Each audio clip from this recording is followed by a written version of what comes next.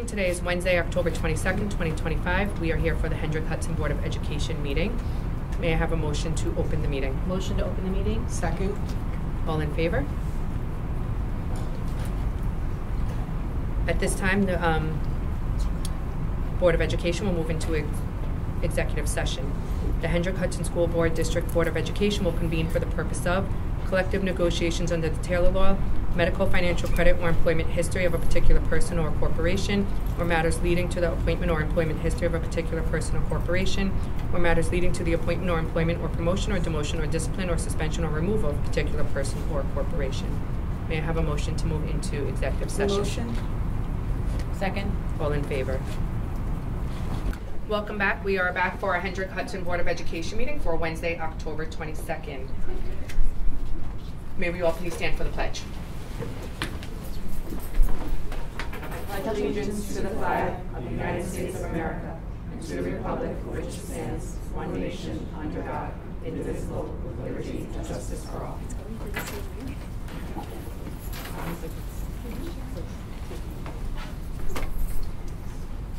Thank you. We'll begin with audience comments on non-agenda items. At this time, let's look at our agenda. Can I have a motion to approve the agenda as stated? Motion to approve the agenda as stated. Second. All in favor? And that brings us to the most wonderful time, which is our board recognition. And tonight we are here at Blue Mountain Middle School, and I will turn it over to Superintendent Tremblay. Thank you, President Silverman. Yes, we are very happy to be here at Blue Mountain Middle School. And I would like to ask our host this evening, Dr. William Toro, to please come to the podium and introduce the next part of our meeting, which is student recognition. Dr. Toro. Good evening, everyone. Good evening to the Board of Education, Mr. Tremblay, and your cabinet. Thank you for coming here to our beautiful school at Blue Mountain Middle School. Thank you to the staff that's here. I want to acknowledge Ms. Gagne, Ms. Brandt, to our parents that are here, and to our amazing students. Blue Mountain Middle School is alive and well and thriving, and we're so excited to have you here. Now, this presentation is not about me, my leadership, it's about the kids, and that is the central focus of why we are here. So with that being said, I'm going to bring up Ms. Gagne to introduce our students for their presentation. Let's give them a round of applause, please.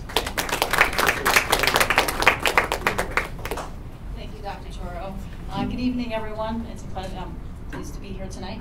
The student organization co-presidents are here, and they're going to talk a little bit about what we have planned for this year. We have 52 students that are a part of student organization this year. We had a really large number of students apply, larger than we've ever had, which is fantastic. Unfortunately, we were not able to take everybody because it would have been about 80 kids. So certainly encourage the students to apply next year and to be a part of it. It's a great program. So I'm going to introduce Elise Van Decker and Reagan O'Gara to talk a little bit more about what we have planned for this year. And again, thanks for having us.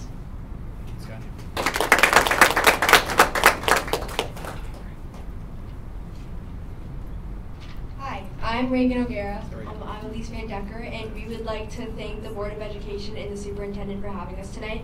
And thank you to our parents for always supporting us as we go along. Tonight we have a few key things that we're going to be doing this year in the student organization to share with you all. We have 2 dances planned for this year. We have a Halloween dance, which is this Friday, October 24th. The dance starts at 6:30, and there's a $5 admission fee. Students are invited to dress up in Halloween costumes, and snacks and drinks are available for purchase. And for the spring dance on Friday, March 20th, the dance starts at 6:30, and there's a $5 admission fee. Snacks and drinks will also be available for purchase there. For this year's First Spirit Week, it will be the week of Thanksgiving, the 24th to the 26th, and we will have a school spirit day where students are encouraged to wear blue and white to show their silver pride. The other themes will be determined by the popular vote. We are having a Thanksgiving food drive this year. From November 3rd to November 24th, we will be collecting canned goods and non-perishable items to donate to those in need for Thanksgiving. And the student organization will put together those baskets to give to families on November 25th. For our Hallway of Heroes, in the beginning of November, students can bring in pictures of family members and friends who are veterans. For Veterans Day, we will decorate the hallways with the pictures we receive in honor of all of those who fought for our country. As well as the hallways, we will put them on televisions in the Blue Mountain Middle School. And this year, the student organization in the middle school will take a trip to the high school to meet with their student government, to work alongside their student government and do team building activities and observe what a high school student government is like. And lastly, this year's student organization is taking a trip to Boston, and on this year's trip, we will be visiting historical sites and partake in team building activities. The trip will take place from June 1st to the 3rd. Thank you. Thank you. Thank you, guys.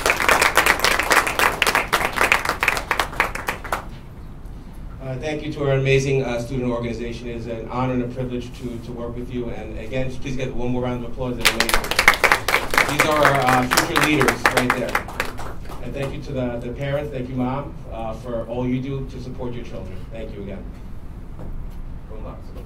So, not only do you get to come and present and share some of the great things that you were leading at Blue Mountain, but we do have some certificates for you, because we know you could have been anywhere else tonight, but you're assisting Dr. Toro. So if you could come up, I'd like to present you with a certificate recognizing your service here this evening. So Reagan.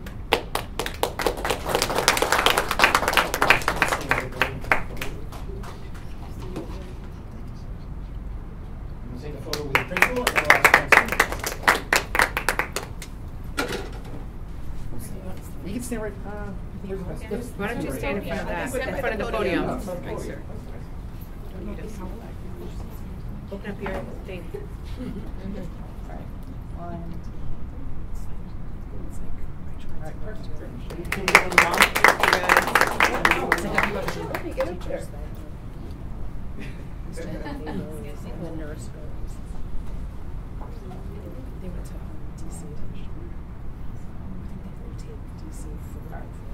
Ladies, I'll ask you to stand to the podium. I have one quick question. So I'm going to go back to my seat to ask this.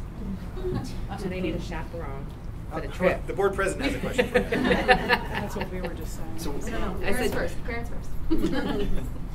Do you need a chaperone for the trip? So I'm interested, not knowing that you would have been, as part of your role in student government, presenting at a Board of Education meeting on a random Wednesday night, but you did a fantastic job explaining in a very succinct way a lot of the work that you're doing at Blue Mountain Middle School. What inspired both of you, other than knowing you'd present at a board meeting and get wonderful fancy certificates, to become leaders in the building and be student government leaders? I'm sure you both have very packed school schedules, extracurricular schedules, life schedules. What inspired you both, if you don't mind me asking? There's a lot of stuff that needs to be improved or can be fixed in our school, and if you see those things, I think it's pretty important that you try and do something about them. And that's pretty much, I wanted to change some major things, some problems that I saw, and make a difference. Thank you. I agree with Reagan, and also I've always liked being a leader and taking charge of things, so I thought it would be like a fun thing to do. And I also agree with Reagan how I like to fix problems that I see. Thank you both very much. Thank you. Just say one thing. Not only did they come here tonight to present to us, they also presented last night at the Blue Mountain Middle School PTA meeting in front of another set of adults, and they did a fantastic job there as well. Thank you so much, guys. Thank you.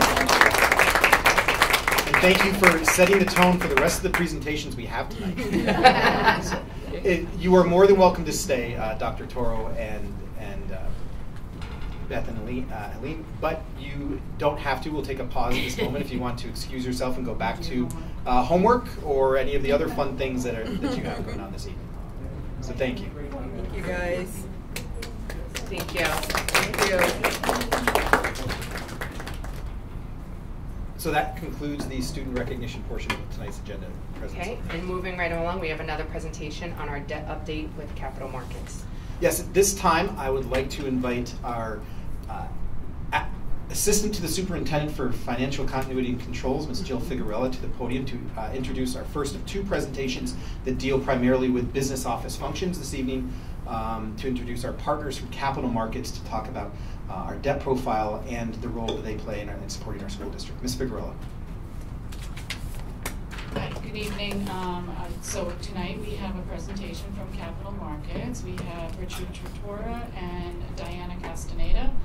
They'll be going over our current debt and then some information on future planning and how we're getting ready to finance our new capital project that's in progress right now.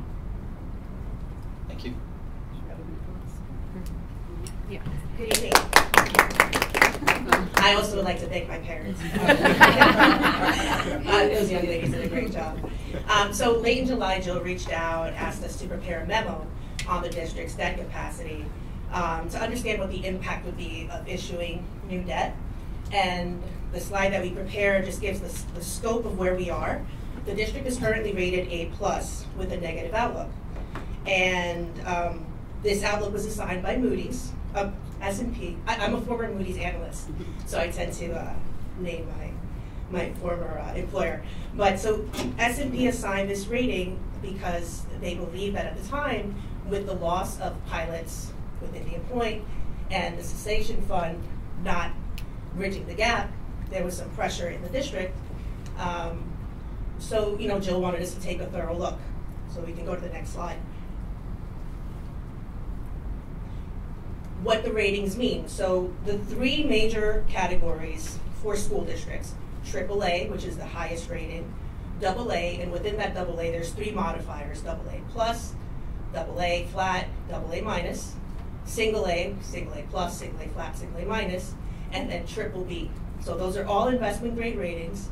In New York, most districts are rated between AA and A, which is where the district is. And you see the value of the credit rating is what it costs to borrow money.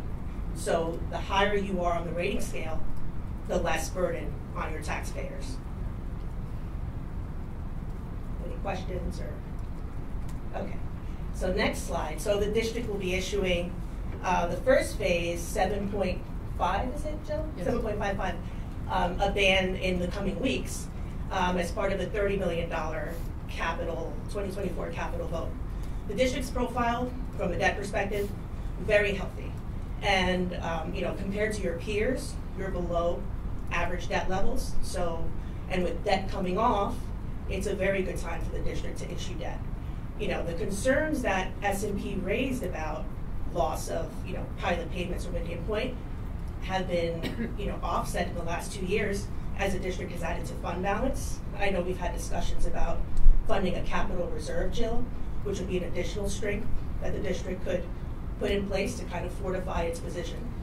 But yeah, generally speaking, the district will retire 55% of its outstanding debt within the next 6 years. So layering on additional debt would be key.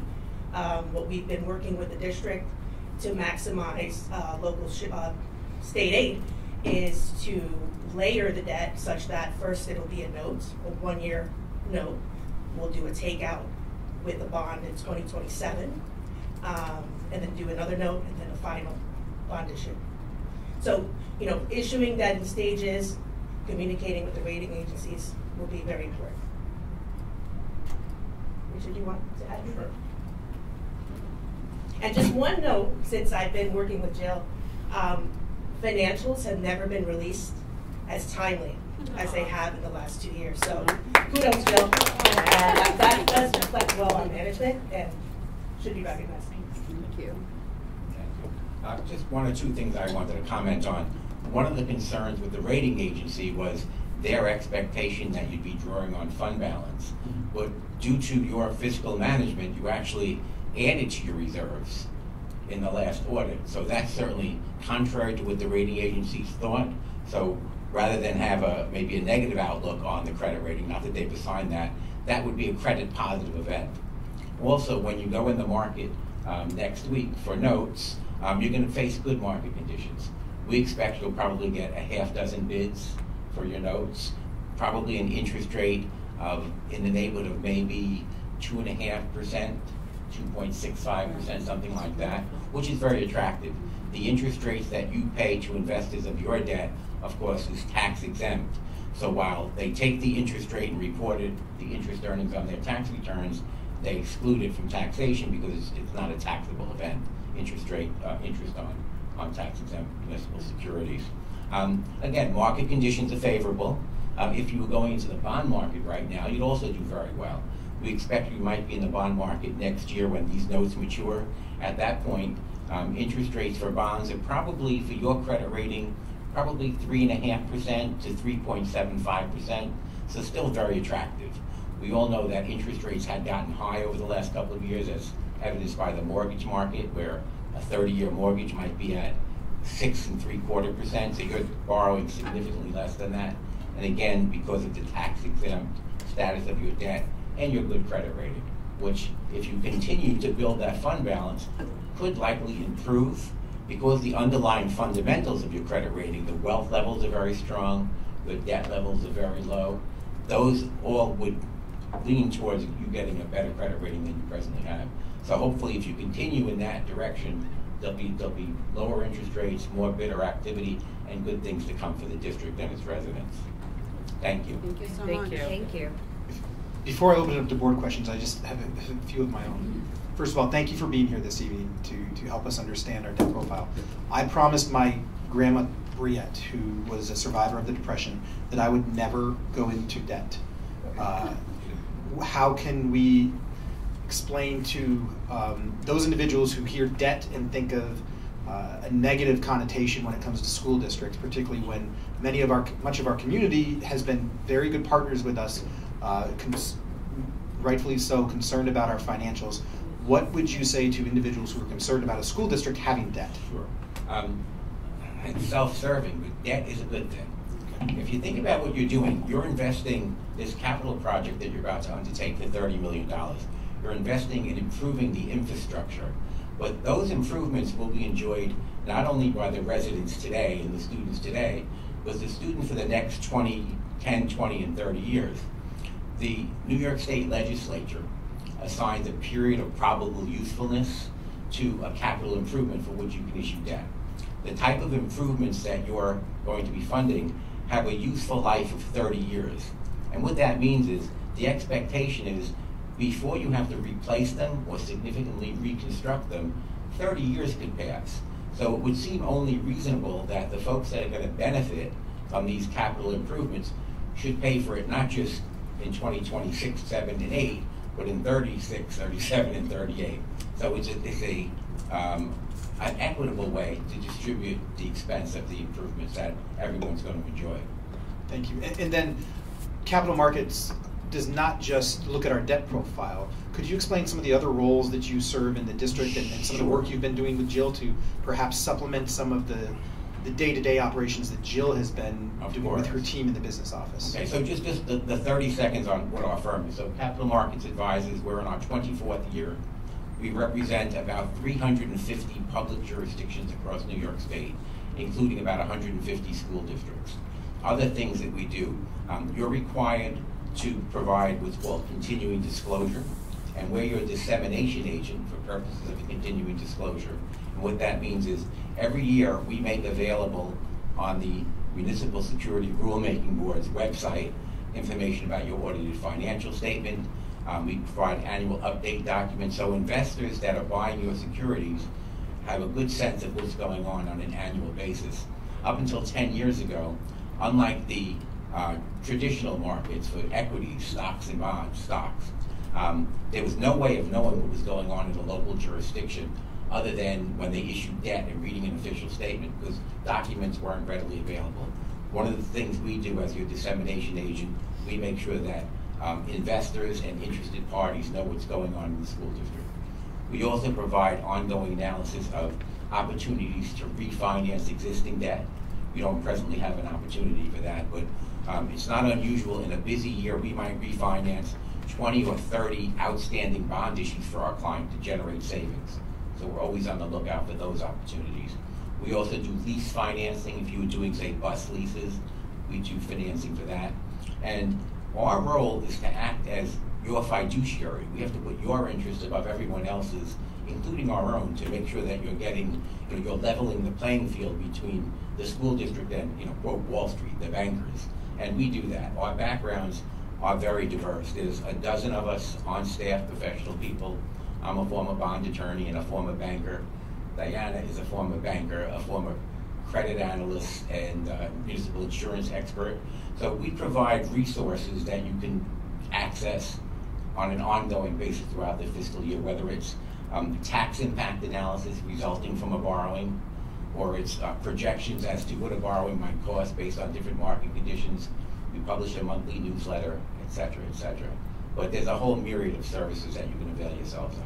So every year during our budget presentation, we talk about the revenue side of our budget, and we have investments. Do you play any role in that? We don't. Okay. We don't.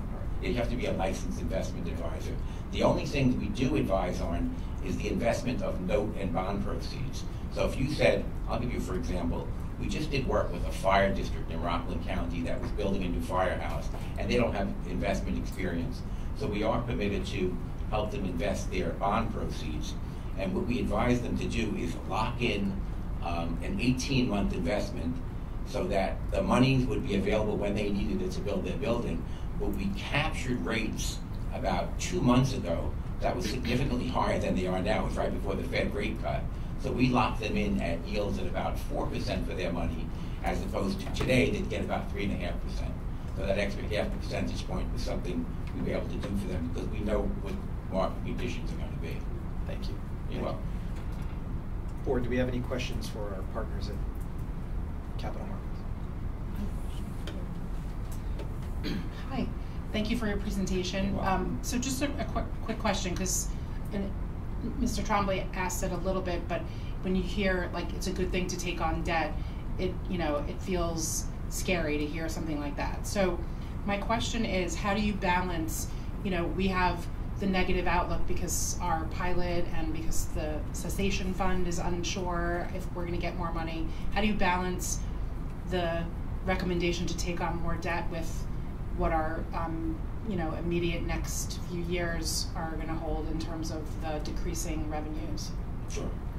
More your area than mine, but I'm happy to address it. So your credit rating, which is very important because the higher your credit rating, the greater your market access, and you'll lower your cost of capital. So it's made up primarily of 4 components. Debt is only one of those components, and your debt is significantly lower than your peer group debt. Your wealth levels in terms of real property values and income levels is also higher than your peer group. So the underlying credit fundamentals for this school district are such that your credit rating should be a little higher, but the analysts have to be conservative and they have to look at what they think is going to happen down the road. So you've already proved them wrong in 1 year in that while they thought you were going to draw on your fund balance, you actually added to it. So that was the point I first made. The other components of your credit rating are your management team, the superintendent, the assistant superintendent, the consultant you bring on board, and OPEB liability, other post-employment benefit expenses, things like that. But for what happened with Indian Point, you would be rated higher.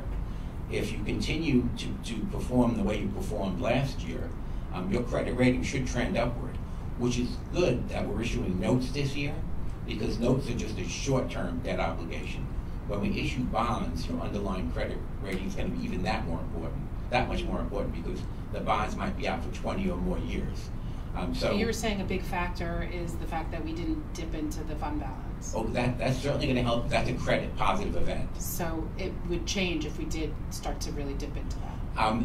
Again, as the analysts said in their rating report that they last released, that one of the things they were concerned about was their expectation that you would be drawing on your fund balance. But the fact you didn't do that is good news. The fact that you were able to deliver an audit earlier than you have in the recent past is also good news, because that reflects well on management. So it shows there's good management, there's good fiscal responsibility being exercised here. And when we do go to the bond market, we'll go and sit with the rating analysts again. And at that point, we'll have some good things to talk to them about. Thank you. You're welcome. So, oh God, my chair was broken. So this $30 million project that we're doing doesn't even scratch the surface of what our buildings, grounds, facilities need. And based on so it's great to hear positive, right? Because our financial outlook as a district, a board, has always been like, oh my God, right? We lost a ton of revenue from Indian Point. But in this positive conversation, I guess I get caught up or stumbled kind of thinking, okay, but we still have so much that needs to be done here. From your professional opinion, how do we even, and not granular, just big picture, a lot of our debt will be past debt retiring. We don't have a lot of debt. We're in a good place. But what do we do about future projects? Sure. Your debt capacity, you have a formulaic debt capacity. You're allowed to issue debt based on the value of real property subject to taxation in the district. So right now, your debt limit could allow you to issue over $350 million in debt. You have, I think, exhausted less than 6% of that debt. That should do it. Pardon me? Let's do it. So you have a lot of capacity for debt. Now, most jurisdictions don't go anywhere near reaching their debt capacity. Right. So I think you're at about 6% right now of your debt capacity that you've exhausted. So you could issue significantly more debt, and that in and of itself would not have a negative impact on your credit rating. You have that capacity because your tax base, your wealth levels are very strong. Now, we represent a lot of school districts, so you sit down with your architects and your engineers, you come up with your wish list, and you prioritize things. You do get, I think your state building aid ratio is around 45%. So you do get a significant amount of state building aid. One of the tools that you folks have availed yourself, we have a group that is state aid people that prepare a debt and aid model. I think you've been working with Alex LaCasio on that, which projects out for you into the future. It models if you added 10 million more, 20 million more, etc. It factors in current interest rates, projected future interest rates, your state aid ratio, any other monies that might be available. So we can help you model how you can address those future needs. You're not alone. I mean, most jurisdictions have been in the market. Most school districts we've represented probably in the market every 5 to 7 years with capital projects. We had something approved, I think, yesterday for $50 million for a school district on Long Island. It's expected or anticipated that the nature of your infrastructure, you have to invest in it.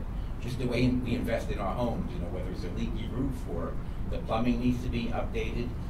You have a building that gets a lot of wear and tear. There's a lot of young kids banging through the hallways every day.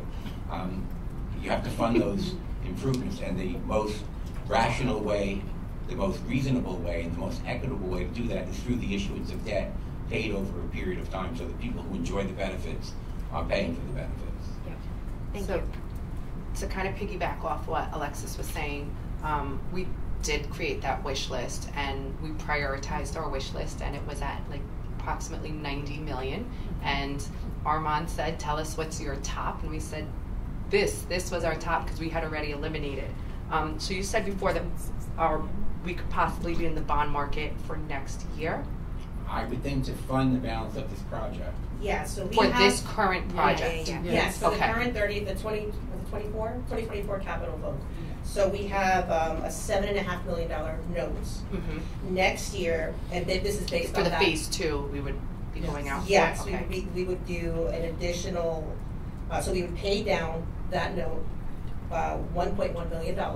So we would bond $6.4 million.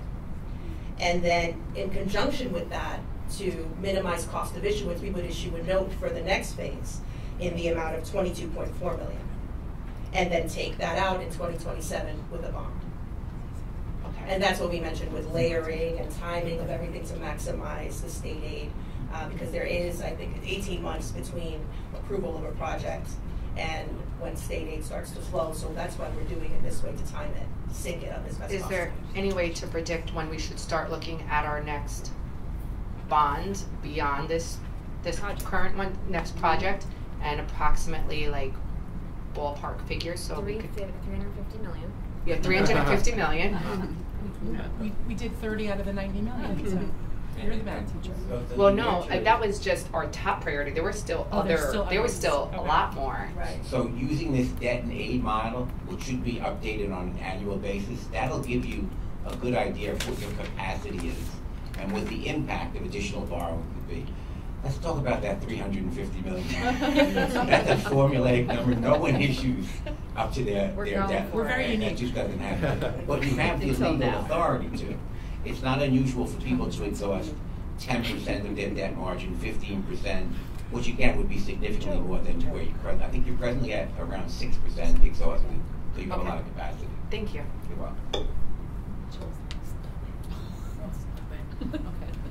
Financial advisor says issue 300. Yeah.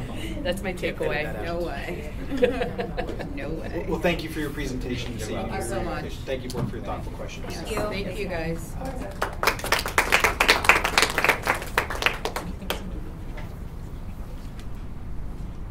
Now time for some comedic relief. Well, I don't know. So we probably should have planned this more strategically before we had our debt advisors and then our architect go on future projects, or current projects. So I will turn it back over to Ms. Jill Figuerella to introduce members of our partners of ours from KSQ and Triton who have been managing and planning and implementing and supporting our current capital project, which the community voted on 2 years ago to improve facilities, primarily envelopes and physical structures within our buildings and a few learning spaces. So we have an update for the Board of Education this evening. I'll turn over to Ms. Figueroa. Hi. Okay, yep, we have our architects here tonight from KSQ. We have Armand and John. No, Bob. I do. I'm sorry. Bob Furness? Yep. Okay, and Armand, I don't remember your last name. Quadrini. That's right. Okay, and they're just going to review what phase one we have done up to date and what's left to do on that, and then also an update on phase two that's coming up soon. Thank you. Thank you, Jill.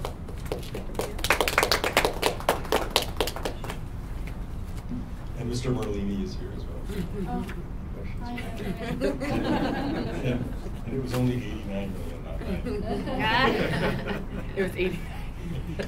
And the other component to that with the state education department is the maximum cost allowance that each school is allowed to spend. So there's some arithmetic that the team can work on to help the board understand those opportunities. I just want to keep working with you, that's all.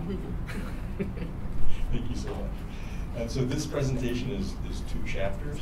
We really want to celebrate the great work that was done this past summer for phase one. We're really, really pleased. We had a good set of contractors. Supervision went well. The project were executed on time. A lot of safety improvements were done on our campuses. And we'll show some pictures of that, and then do an update on phase two, which is the larger of the 2 projects. So, and then Anthony will follow up with some of the other initiatives that the district is spearheading. So Bob Furness is a director from Triton. He's going to walk us through, really in a post-mortem way, the financials for phase one. So what you're seeing on the screen there is phase one. Happy to say that we're under budget on phase one. Yes. And we have a balance left over that we can use now for phase two. So our construction dollars were $5,313,000 and change. Our budget $5,781,000 and change. That leaves us some balance, and along with that we have a construction reserve which we did not touch, okay, of $433,000 and change. In the end, we end up with a balance of the bond or construction budget reserves and that for $785,741. And like I said, we can use that towards phase two construction.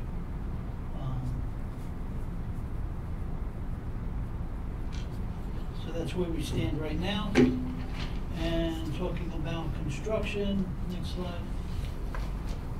This is the high school. Some of the construction that occurred was some parking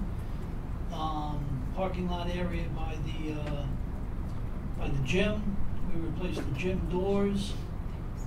We rebuilt the retaining wall at the side of the building and repaired some of the parking area that was there.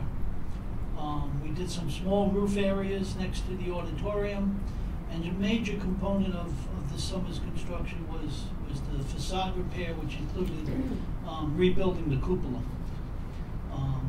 Fred Camilli was our field person for the entire project, and if you've seen some of the drone videos, Fred is the one that takes care of all of that and all the pictures. So he did a great job this summer managing 3 contractors. One was Grace Construction, Jobco was the civil, and Tremco WTI was the roofing contractor.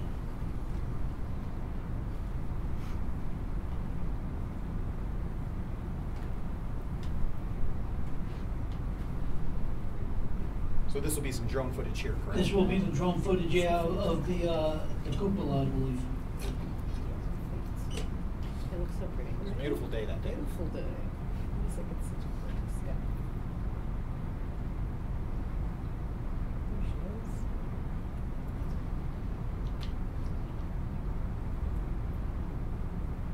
There she is. So there's still some work to be completed, like you see there, the surround balustrades or protection around the cupola. The contractor ordered that material and it was back ordered, so I believe it just arrived and they're starting to work on that. And they'll be working on some roofing work that's associated with the cupola there.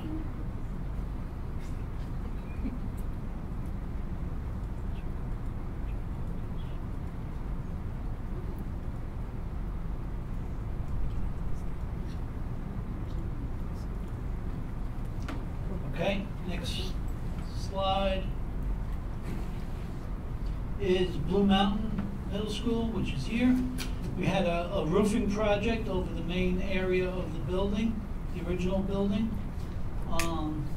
We had some parking work done, and we rebuilt a field area that is over the sanitary drainage system.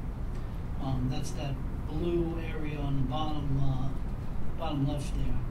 And we did some exterior concrete pads along with some masonry repairs. Masonry repairs were throughout the district at all the schools.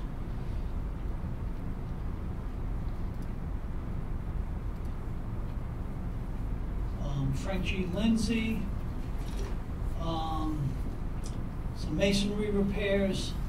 The concrete soffit around the building was repaired and painted. The main walkway canopy, the underside was rebuilt. You'll see now a synthetic wood decking that is on the underside. Again, masonry repairs and some masonry replacements. Masonry repairs included repointing and actual replacing of brick on the facades.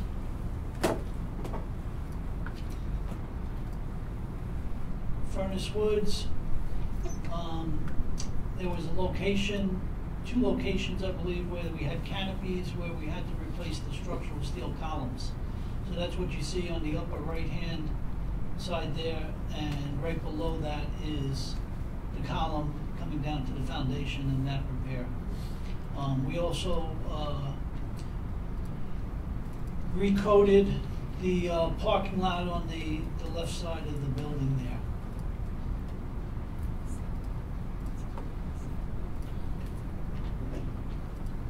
Buchanan Verplank, we rebuilt the canopy at the loading dock. There was masonry repairs. We replaced a couple doors on the side of the building. We did a new color around the building of blue rather than what you saw was red doors. Those were changed down to blue, and rebuilt the stair to the addition that's on the left side when you're looking at the building from the parking lot. And again, some parking pavement repairs.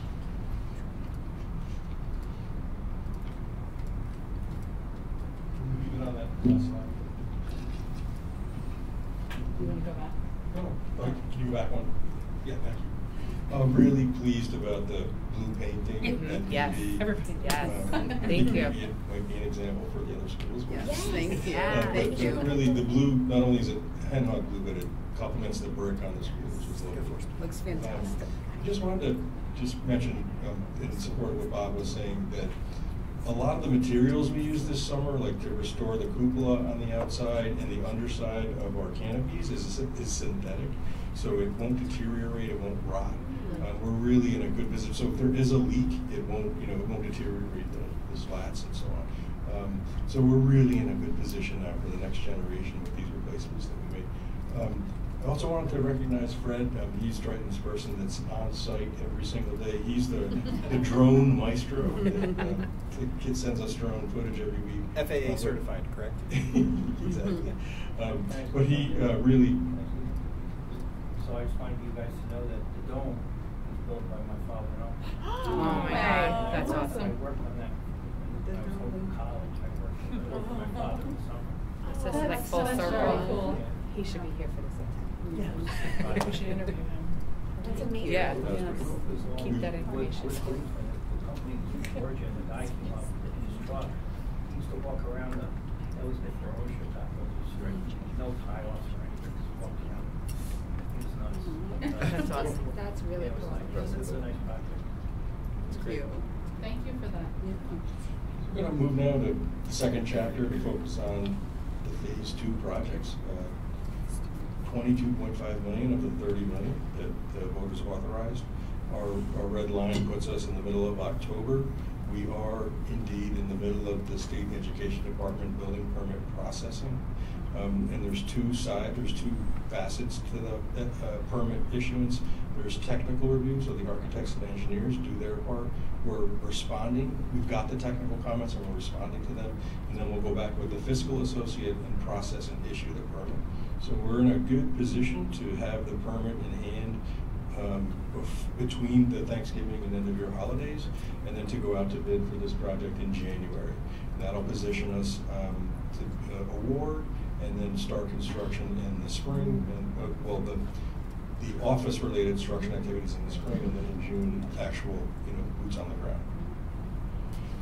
We do have a few projects that will extend past the summer, and we're going to coordinate those very carefully with Mike Trombley and with our principals to make sure that we have all education needs are being met while we're under construction. So we wanted to share. This is a very brief overview. So there's 100 line items that comprise the scope of the bond, and we condensed each school into renderings on a single slide. So excited to talk about the high school, the top two. Go finish your sentence. If I could just, after you finish, if I could just jump in on renderings in this for a second. Yeah, sure. Please go ahead. Sure. So just could we clarify that renderings that we have associated with this project, they're really our best interpretation of what it could look like, but even those renderings, the final outcome will have weigh-in by stakeholders such as obviously Mr. Merlini, our building principals if it has to do with color schemes and any spaces. That the renderings are just they serve a couple purposes to help identify what it could look like, go through state ed approval, and then also lead for inspiration into what the actual tangible outcome will look like. And that they're not necessarily the mandated of what it's going to be. Correct? Thank you for that. Absolutely correct. And I think some of the renderings we've got it right. Some of them we're still working on, and there is a number of steps before we actually go live and go on the street. There's a page turn that we do with the construction manager, Anthony. We're going to go back and meet again with our new high school and middle school principals. So we'll make sure that stakeholders have signed up before we buy anything. But the top two images here are the gut rehab of the lower level. It is a basement. I usually don't like to say basement, but it's 2 levels down in the high school. And these are purpose-built spaces for band and orchestra. We're really excited. All new finishes, lighting, proper storage for the instruments. I think it's going to be really special. And then upstairs in the main library, we'll convert that into a learning commons. The big piece that'll happen there is that we're going to make a significant space at the bottom of the ramp. So instead of coming into a ramp and then being sort of shuttled up, you'll come into a proper space for education, delivery of education services and so on. And really excited about the learning commons there. One of the pieces we learned during COVID is that the dome could have a multi-purpose use. So there are modest provisions to control acoustics in the dome, to make sure that our custodians aren't having to do a lot of setup when the district wants to use it for assembly purposes. So you're seeing these are felt fabric acoustical panels that modulate the sound in the space so that there's much less reverberation. And we've been working with a special consultant on the acoustics in the dome. Please interrupt me if you want to talk more. Yeah, I think. could I just pause on that aspect right there? Just in general terms, so I apologize. So it's my understanding, Armin, that the district actually attempted to utilize those acoustics in the dome on 2 separate occasions. One with ceiling-mounted acoustic panels, and the other time with baffles, similar to, I think, without seeing them, similar to the ones being proposed. We've received feedback that at times it was not as effective at doing what it was touted to do. Knowing that this is a new project, probably some innovations in acoustic management since the last time this was implemented. Since it is a dome that was built primarily for athletic competitions and we're looking to utilize it in other ways, do you have anything to share about what those acoustic panels might look like, how they're installed, how they're secured? Do they actually, I mean, some people will even say, well, it's a dome, it naturally baffles sound. So just thoughts on that from a design perspective. I will share that we had an acoustician, a consultant that specializes in, he set up equipment in the space, and then they have these machines that create noise, and then they monitor and they spit out a report that shares with us, what needs to happen to improve the acoustics, and then our team follows the recommendations in the report. We've used these panels. This is my only dome in my practice right now, but we have used these felt panels really successfully in gymnasiums and other spaces that are both athletic and assembly in nature.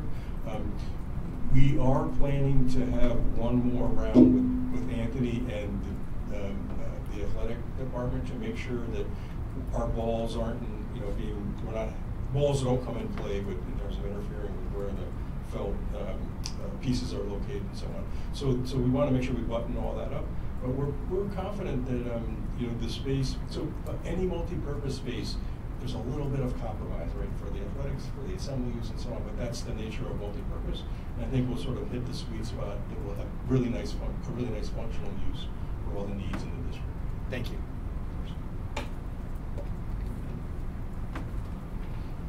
I'm moving now to the Blue Mountain Middle School that we're in. The gymnasium here at the middle school is essentially original to the construction of the building. There's been some resanding and refinishing, but we'll do a professional refinish of the flooring. We're going to put the logo in. I'm excited to meet with our new principal to talk about what that looks like and how it supports the program there. And then the old-fashioned original bleachers, you actually manually pull them out, so that's another burden for our custodial team and our maintenance staff. These will be motorized. In the next look at this, we'll propose logos that'll go on each step and each bench. The number of the seats, so it'll really change the look and feel of these 2 improvements will change the look and feel of the celebration of the gymnasium at the middle school. Can I ask a question? Are those windows there? Oh, this is a library photo of an example of bleachers that we purchased. I was going to say. Yeah, that's not your. I got excited, but sorry. I know windows are a whole nother thing. We are putting windows down. That's not in this bond. That's in the on the cutting That's in the floor. 300 million bond, right? $300 million Yes, bond? yes, That's add the it next to the one. list. Those individuals just to admit that's not actually happening. We are getting windows here, though. Yes, in the library. Upper left and lower center are the new downstairs STEM and visual arts suite. There are 3 instruction spaces that are proposed for downstairs. We work super closely with your 2 teachers there, and actually this is the take 2 version of that. So we've got a visual arts piece, a build area, and then a computer lab. And these spaces are also, it's sort of clever, they're accessible from the main corridor downstairs. So spaces can be locked out when instruction's not happening, and so other teachers can push in and use those spaces. Lower left, the servery at the middle school here is also original. It's in 3 distinct compartments. We're going to gut that and make one servery that feeds from each side, and students will come out. Feeds into the center, and students will come out from the sides. And also there'll be wall graphics. It'll be a whole different experience now to dine in the main cafeteria area.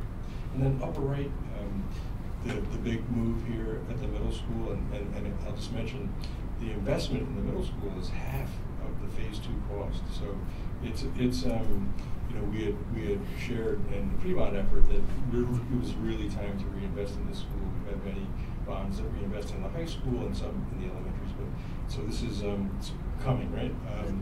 The Learning Commons will reclaim the upper commons here next to the cafeteria. And then this space will be repurposed for other uses for the middle school. We're doing toilet renovations in all the schools. At Frank G, this is the upstairs to current library that would be reimagined as a learning commons. We talked about very early on the continuum of learning that's synonymous with STEM program. So it's a little bit different in our K2 and then our at Frank G in the middle school and the high school. But it's going to start in kindergarten, or is starting in kindergarten. The programs exist today, and these spaces will support that curriculum. Mike, did you want to? Just a reminder that these are stock photos that are used to help illustrate what. Is it the current library? This is a rendering of the space that's proposed for the library. Yes. The FGL current library. Right upstairs. That's the current space, but this is our rendering of the. So the second floor. But it's staying in the same place. Yes, staying in the same place. This is like if you're in the back corner. Yes. The door is here. You're in the back corner. Yes. Looking. Right.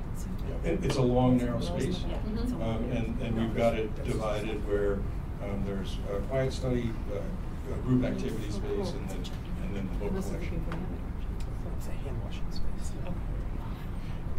Please keep in mind that our investments in the elementary schools are the smallest of the scopes proposed for the bond. Moving to BV next. So this is this really cool through space in the back of the school will be reclaimed and reimagined as a STEM learning commons to support our youngest children at BV. And then similarly at Furnace Woods, the dollars were set aside to renovate the cafeteria in the center of the school. Our interior designer has proposed a Roy G. bib, all the colors, and it's sort of a learning tool in the back of the space.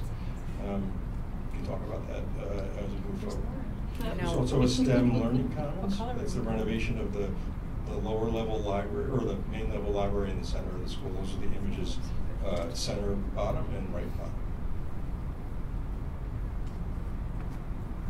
So you're keeping those? Yes. Yes. Mm-hmm. Yes. Mm-hmm. Ask your question.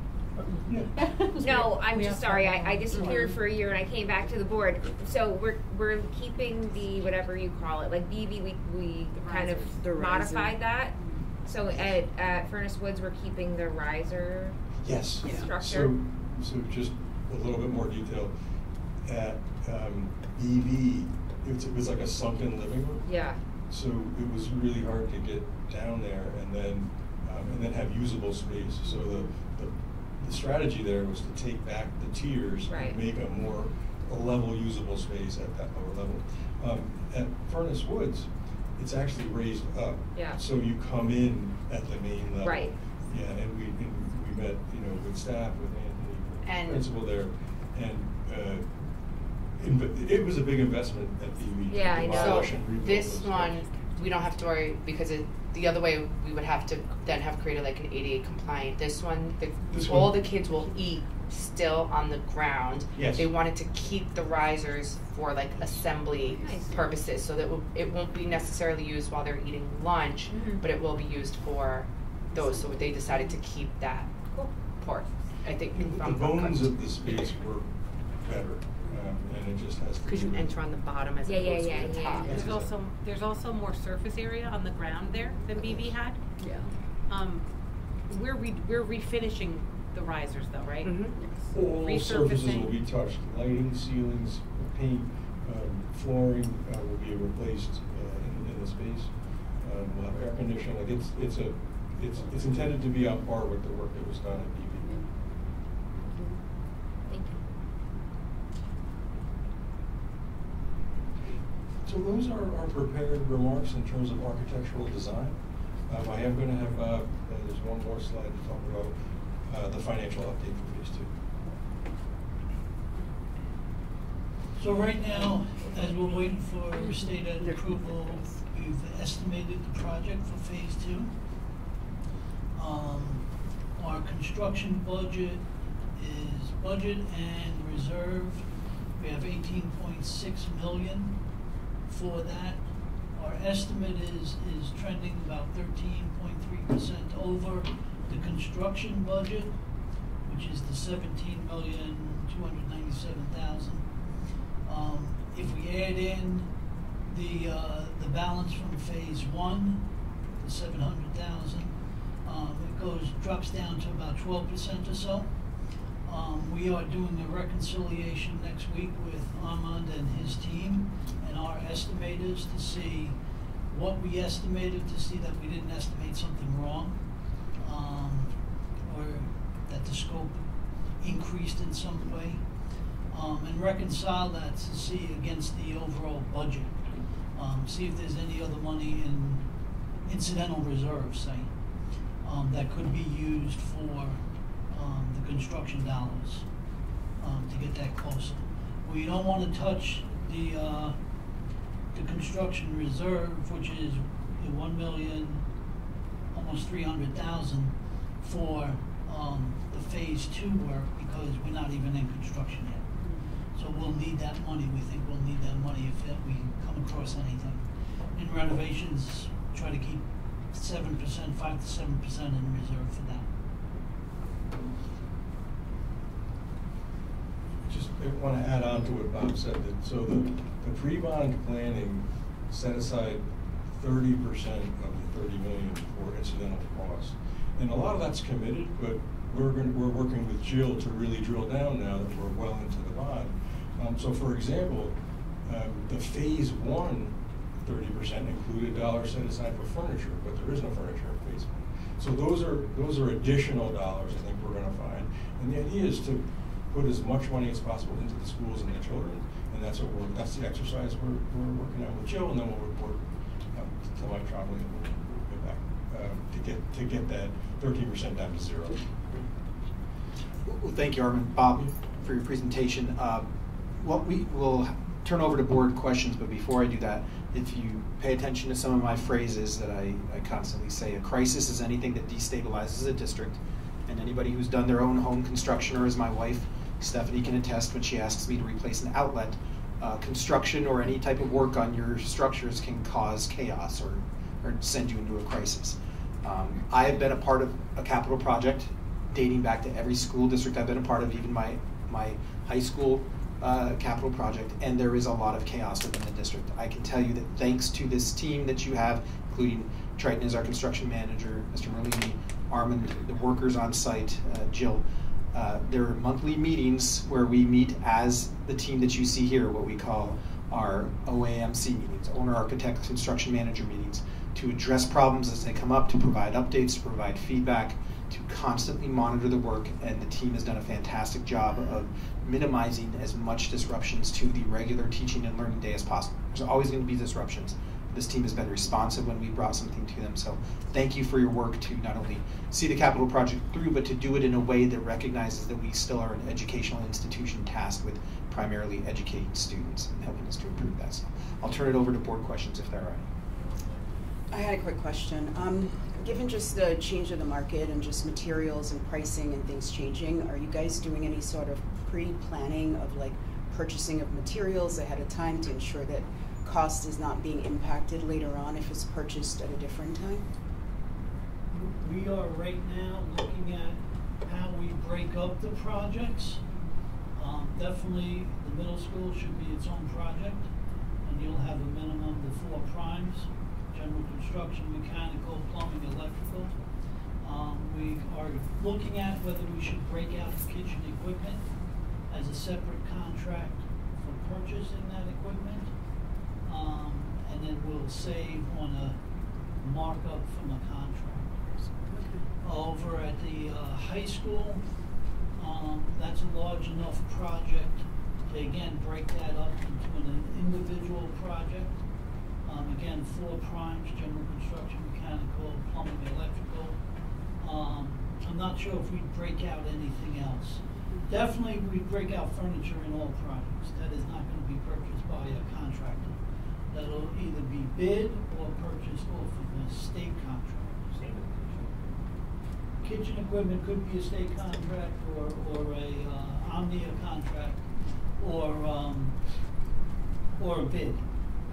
Sometimes even though you have a state contract, we find it's more competitive to have it bid. And or at least shop it out and look at different companies that have state contracts and get the best price.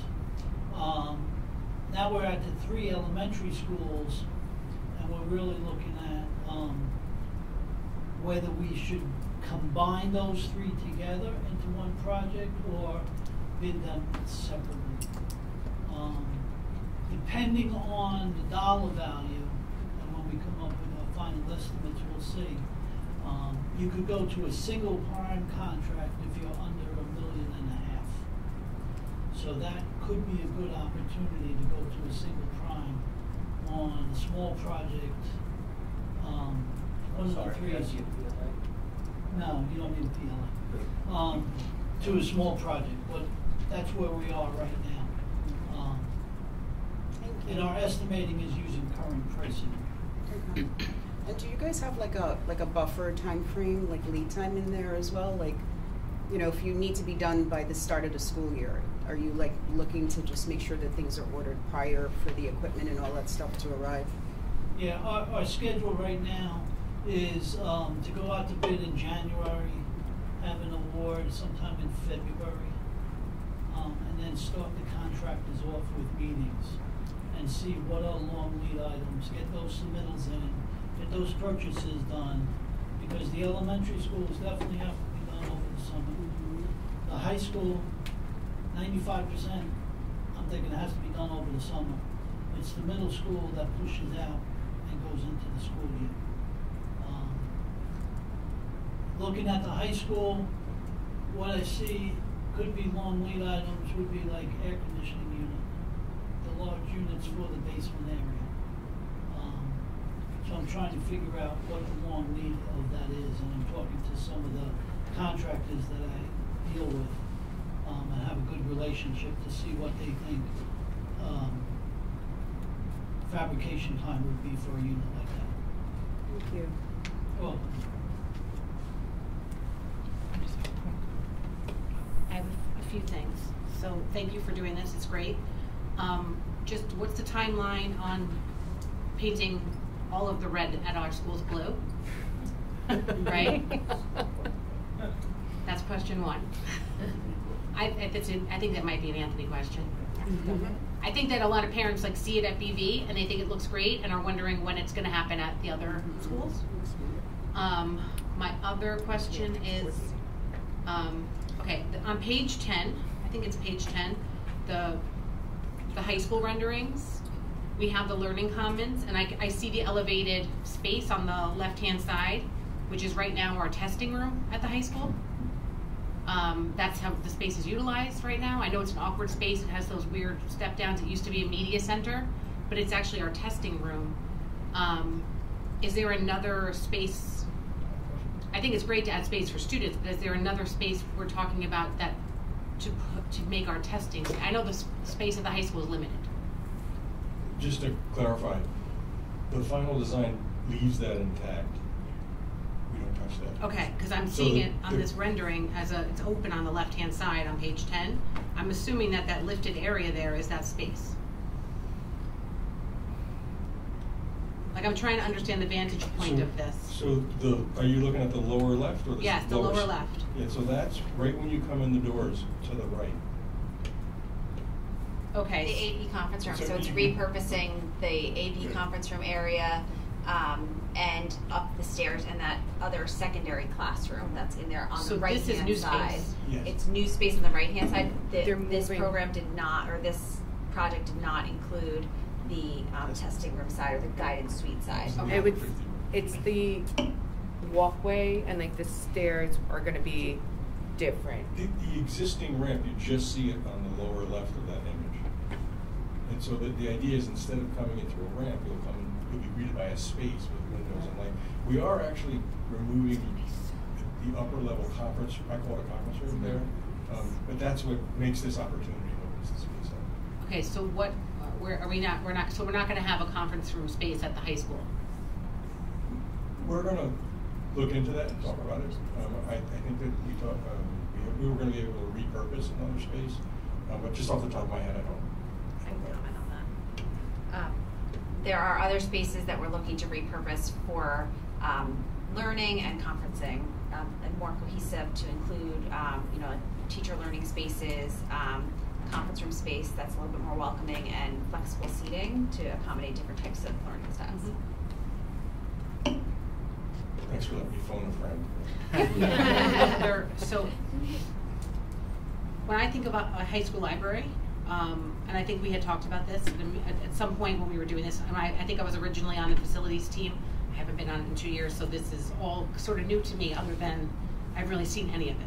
We had talked about, and I know it's not up to the board, but I'm just saying, we had talked about having more space for students to work collaboratively in like quiet spaces, because they're constantly told in that space to not talk. So how are we handling those spaces for our students so they can work together and collaborate? So this is really a very abbreviated presentation, but we have different scale meeting spaces all the way down to solo. So there's spaces for groups of 2 and 4 to meet, 6, and then a large group instruction within the Learning Commons. The vision that we talked about for the Learning Commons is that it's not a no talk. Right, exactly. It's a place, in some high schools do unit lunch where you can actually pick up your lunch and go into the Learning Commons, study with others, references. I think a good visual would be to think of the Hen Hut Free Library, those breakout rooms like with the glass. That's exactly that's what we had talked about. Yes. But it's hard to see because you're not seeing that here at all. So it's like there will, from what we had discussed in facilities, there will be. Send along. Yeah, so that I asked the team to keep the presentation to about 10 minutes and to be very brief on the details of the next phase. So we'll be happy to provide additional details. Yeah, I mean, I think it's important for the community to see where their money is going as well. So, this doesn't really give us, a high school, the kids don't really use the library, we know that, right? So that was why I'm asking that question. And then the other question I have is about the FGL cafeteria. I thought that was part of phase 2 to help us with the space behind the wall, similar to the middle school? So actually, that project went away because at the time Claire figured out how to manage the serving lines so that new construction wasn't required. And that you've managed the whole school year. It's my understanding without. So yeah, but the goal of this is to have all of our students eating at the same time in the cafeteria, and we cannot do that in the current. That was where this came from. The current configuration with the one lunch line doesn't get us there. So that's something we can debrief on. I think it would be a major change to the current scope. I didn't know it wasn't part of it, to be honest. I think she's doing it with equipment. Yeah. So I think she figured out a way that she could have the throughput, bring all the kids through, and just have with additional tables or steam tables, whatever she needed to get it to. Okay, so the goal ultimately is to not have to touch the space and ultimately have our students be able to eat together and have recess together. Wait, are you talking about high school or? No, I'm talking about FGL. Frank G. Lindsay. Oh, got it. Sorry, I thought you were talking Some about of those items I think we could explore with possible schedule discussions as well, but as far as the envelope. Well, they all eat at the same time, so they're all in that same 45 or 50-minute block of time. But we're rotating the two different The recess, groups. Yes. we're rotating recess and the actual lunch. The ultimate goal of doing this and putting the kids together is so they're actually together. So that was part of this goal. So I thought that's what we were moving towards. If there's a solution to do that, that's fantastic. I thought it was part of our construction. And then the other part is the bathrooms. So in these renderings, we have the bathrooms at the elementary schools. Are they gonna leave a bathroom and wash their hands in a common area? I think that our interior designer and I like the colors in this picture. We didn't intend to share a meeting. I just wanted, because I'm totally fine with common area of washing hands, like personally, because I know that actually sometimes it works better, but the sinks are each in the boys and the girls' rooms. Okay, understood. And I agree with that thinking as well, but logistically that won't tend to happen. Another piece at Frank G is that we're creating new toilet rooms in the upper grade classroom wing, and that's critical to the program. So when this was originally a K-5 school, most of our students were using the toilet room in the classroom. Yes. So that's another piece. But we're happy to send. Yeah. We have a lot of renderings and floor plans. Yeah. So we're doing our best to provide detailed updates as appropriate as we go through the project. There's pictures in there with students in uniforms too, and it's not our intention to move through uniforms, but we will make sure that we continue to bring KSQ and Triton back as we go through each stage, so that those renderings are actually brought to life. And we also are making a concerted effort now to provide more frequent updates, because we've received such positive feedback about some of the photos that are being done and the progress posted on our capital project website. We'll make sure that we keep those updated as well too. That was my last question: is are we updating our website with the capital improvement so that we can follow along, the community can follow along as well? Okay. I have a question. You had mentioned that the percentage of the construction budget is a little bit over. If you, for some reason, can't get that down, do you have like a list of items you feel are not as important that we might not need to do, or? So we're still balancing the budget, and a big part of that is reconciling the soft costs, and then we also will put ad alternates built into the bid, so that and those are we work with Anthony and Mr. Trombley on that, but the idea is that those are not the must-have pieces, and then it'll create a separate. It's a menu of costs for these other alternates. And once we open the bids, we can decide together. We would bring that to the school board that these are our recommendations. We have enough money to take everything, or do we need to leave some of those alternates on the table? So another purpose behind the frequent updates on this project is the fact that we have to keep the bond project similar and in the vein of how we presented it to the public when they had their vote. However, with the contingencies and with price fluctuations, right, you always have those contingencies in there because you never know if you're going to come across material increases, labor increases, asbestos where we didn't anticipate it, right? Those are all in there. And as you make those fine and coarse adjustments with the money that may be left over, you could add things back onto the quote-unquote punch list that might need to be done going forward. So I think it's a takeaway for me is to continue to have these updates so that we can have a full monitoring perspective of what's occurring.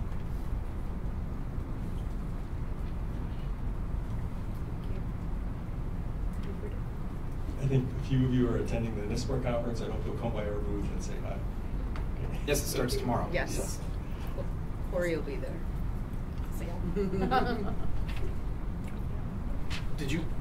Lauren, did you get your other question answered?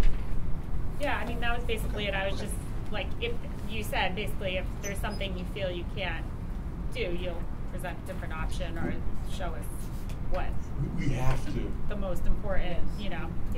We have to balance the budget. Yep. There's not a way forward, but to make sure we're getting the most value for the schools and the students, we do this back and forth with the construction manager where we draw and we talk and draw and talk, and we'll get to that sweet spot shortly. We have to do what was in the bond, like, that was I presented know, to the but community. I was just saying, if for some reason it's like over, is there anything you could like take off the list? Like if you can't get the number down, that's just what I was saying. That's part of the process. Would you move the savings over from the other? We would do that I mean, as I know, well. I feel like you already said it was, No, he did. it was earmarked. Yeah. From savings that we have from phase one. All the above. So we've spent our savings already. No, I'm sorry. No. There's definitely that was a savings. joke, sorry. Unspent. I just meant like it's you have expenses that you think it could go towards in phase two. That's my lesson. We could come back at the next update and some of that savings may be decreased, right? It may not be actualized, right? When we meet again, we'll be out budget. And I would rather explain it. It's okay. We'll explain in detail how we got there. Yes. Love that. Thank you. Thank you, everybody, for a detailed update and taking time to answer our questions and the continued work. So thank you. And you're more than welcome to stay for the remainder of the meeting. Blue paint. Blue paint. We want to hear from We want to hear from you. Yes, Anthony. Anthony. 2 words for you, blue paint. He's got the blue tie for the blue paint. Yes, the ties. I was just going to talk about the energy performance contract, the last thing that we did over the summer and where we are with that. Give you guys like a quick update. So during the school, towards the end of the spring, we started working on the lighting project inside the building to change all our lighting bulbs to LED or fixtures to LED where we could change the fixtures. So that is complete. All the fixtures have been changed and we've gone to LED throughout the district, whether that's inside lighting or outside lighting, including the sports field. We're in the final phase of that because now we're doing the punch list on it. So where things aren't working 100% like we wanted them to, the contractor has to come back and make those tweaks on the lighting. We changed out HVAC equipment in some of the buildings where we upgraded. The other equipment was getting old and antiquated and ended their useful life. So that equipment has been changed. We did some weatherization last end of the winter, beginning of the spring. That's been completed. The last phase of the project, the main part of it is the building management system, which has to do with the controls of either the heating or the cooling.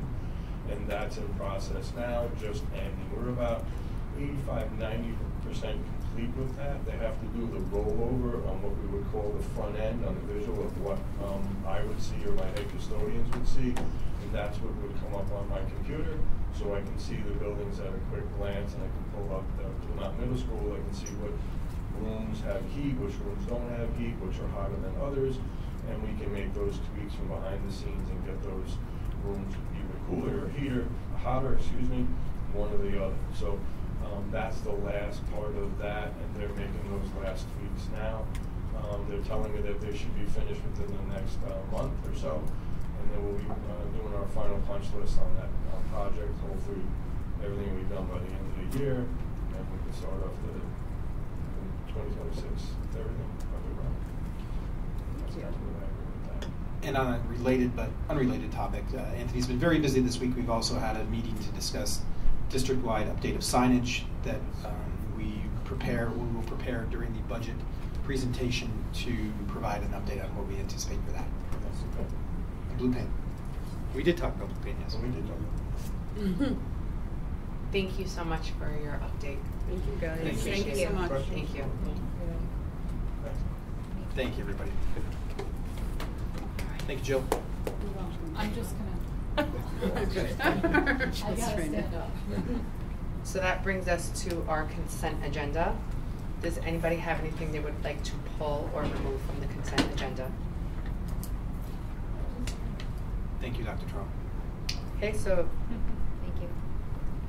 thank you. Can I ask for a motion to approve the consent agenda as stated? Motion to approve the consent agenda as stated. Second. All in favor?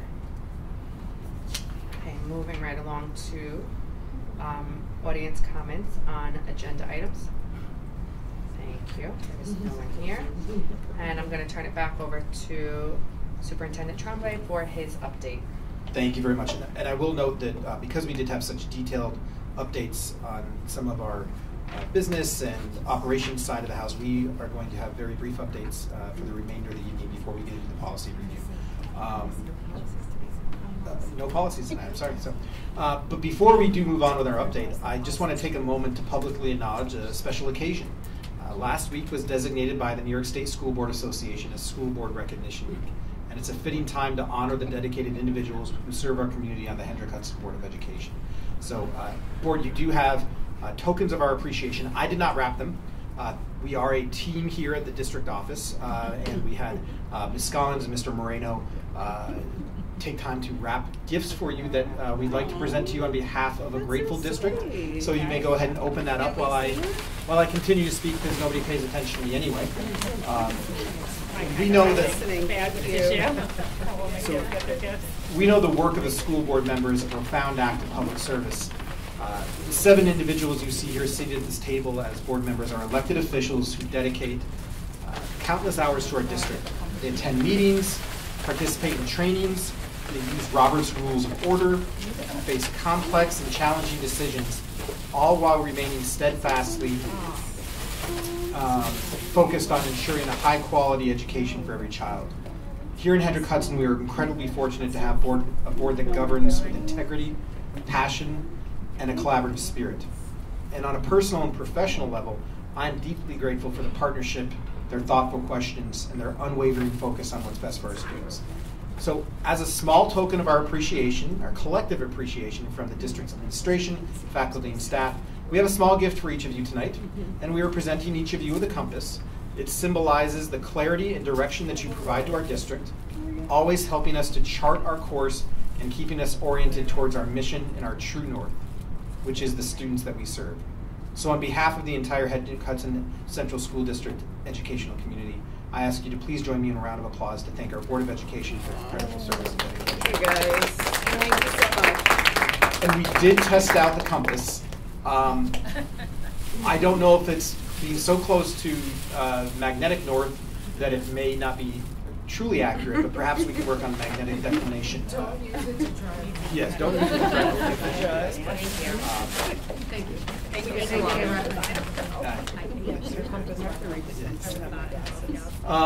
I'd like to begin my official report tonight with an update on our district's ongoing advocacy efforts, which continue to be a significant priority. This work is a truly collaborative effort, and I want to highlight that even just last week, thanks to our dedicated partners at the Hendrick Hudson Education Association, our PTA advocacy leadership, members of the Board of Education that you see here tonight, and members of the district office, had a productive meeting with Senator Gillibrand's staff to discuss key issues facing our district. And this continued engagement at the federal level was critical, and tonight I want to share with you another positive and timely development. As I mentioned previously, we have been working closely with Congressman Mike Lawler's office on federal legislation to support communities like ours that are impacted by nuclear plant closures. I mentioned in previous updates that he has agreed to sign off and support the Stranded Act, which addresses financial burdens placed on host communities. Building upon that important work, yesterday, just yesterday as a matter of fact, he took another major step. When I met with his staff this past December, and when we met with him earlier in the year, we had the opportunity to discuss topics such as the critical need for greater transparency and accountability regarding the use of the $1 billion Indian Point Decommissioning Trust Fund. We emphasized in that advocacy in those meetings that our community has the right to know that those funds are being used, managed, and spent responsibly. I was very pleased to receive an update yesterday from the Congressman's office, and I'm proud to report that he has formally introduced new federal legislation called the REACT Act, and that stands for the Reactor Expenditure Accountability and Compliance Transparency Act. In essence, this bill addresses the exact concerns that we raised. It's a brand new bill that's being introduced as a result of our advocacy. It directs the Nuclear Regulatory Commission, if passed, to require much more detailed and transparent public reporting on how those decommissioning funds are being managed, including the interest earned on those funds and a full accounting of the expenditures.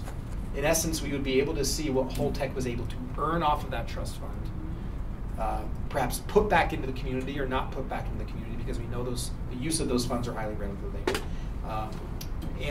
As Congressman Lawler noted in his announcement, and I quote, "Communities that have hosted nuclear facilities for decades, including right here in New York Hudson's Valley, have every right to know that those funds are being managed responsibly," end quote. So I do want to thank Congressman Lawler and his staff for their continued partnership and their responsiveness to our community's concerns. And this is a perfect example, of how our local advocacy can translate into meaningful action at the federal level. And we will continue to monitor the bill's progress and advocate for our community's interest. And yes, in case you're wondering, as a former social studies teacher, this was a watershed moment for me to be part of a bill that might be passed. So, on a related note, we have also asked of the New York State Public Service Commission that the December 11th Decommissioning Oversight Board meeting be held at Buchanan Verplank. So I know that Ms. Joy, Dr. Kramer, Mr. Merlini, and I have been working with the organizers of that, and also our security consultant from Alteris. We've been working on hosting that to remind everybody of those who were impacted most by some of the aspects of that shutdown. So I anticipate that we will have an announcement very shortly if the partnership continues the way it's going, that we will have that hosted there. And we have invited many of our legislative and representatives to attend that meeting so that it can be a true refocus on the plant shutdown and who that impacts the most. And additionally, we are in the final stages of powering up the gamma detection monitoring system that was purchased through a New York Public Service grant, and I'll keep you updated as soon as that is live. And I will be the only individual in the district who has the access to the monitors, and we are working.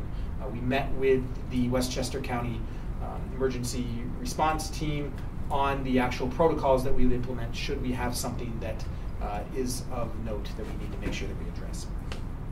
As a reminder, we will be testing we will be having a test of our emergency communication system coming up this week, district-wide on Friday, October 24th at 6 p.m.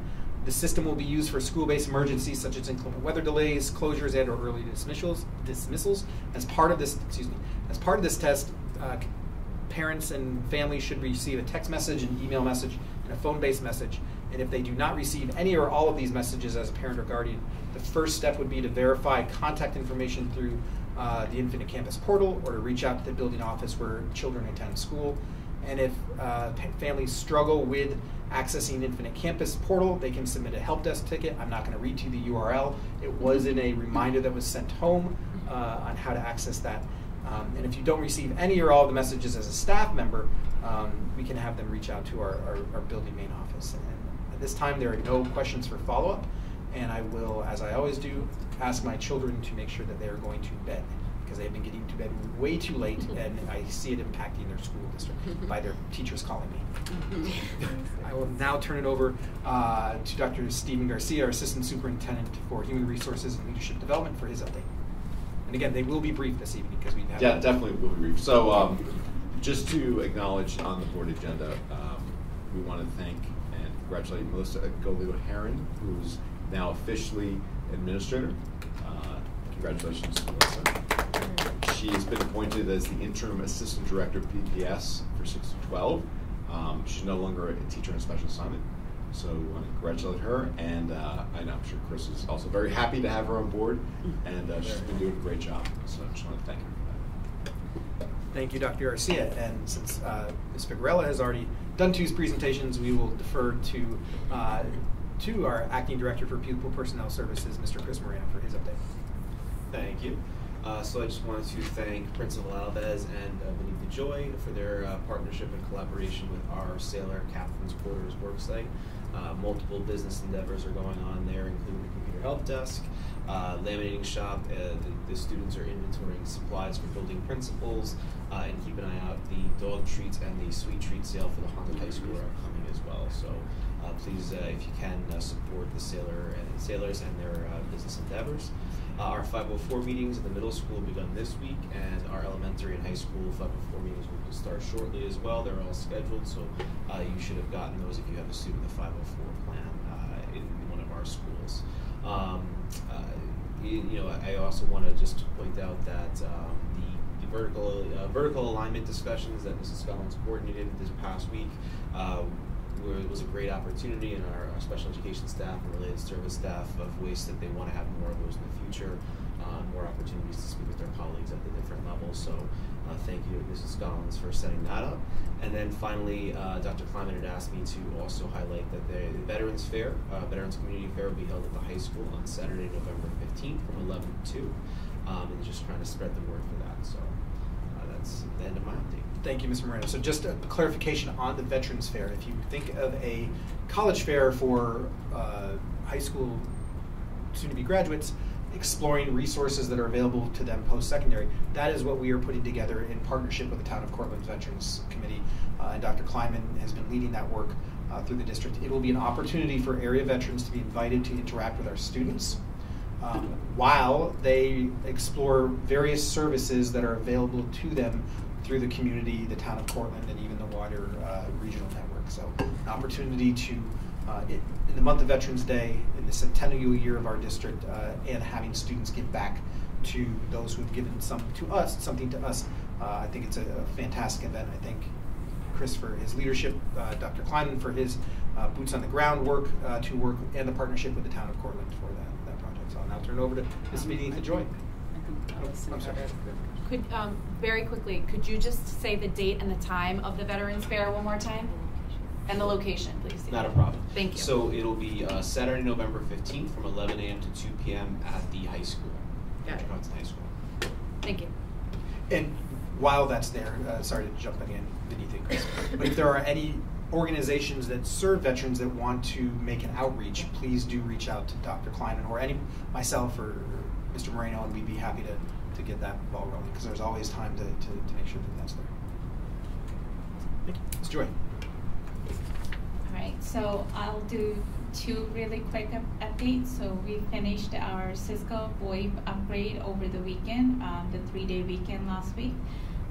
Also during the early dismissal days, data department actually conducted a training on Linkit with our math coach, Michelle Krokowski, and Galit Price actually from the data department ran that training for our K-5 teachers.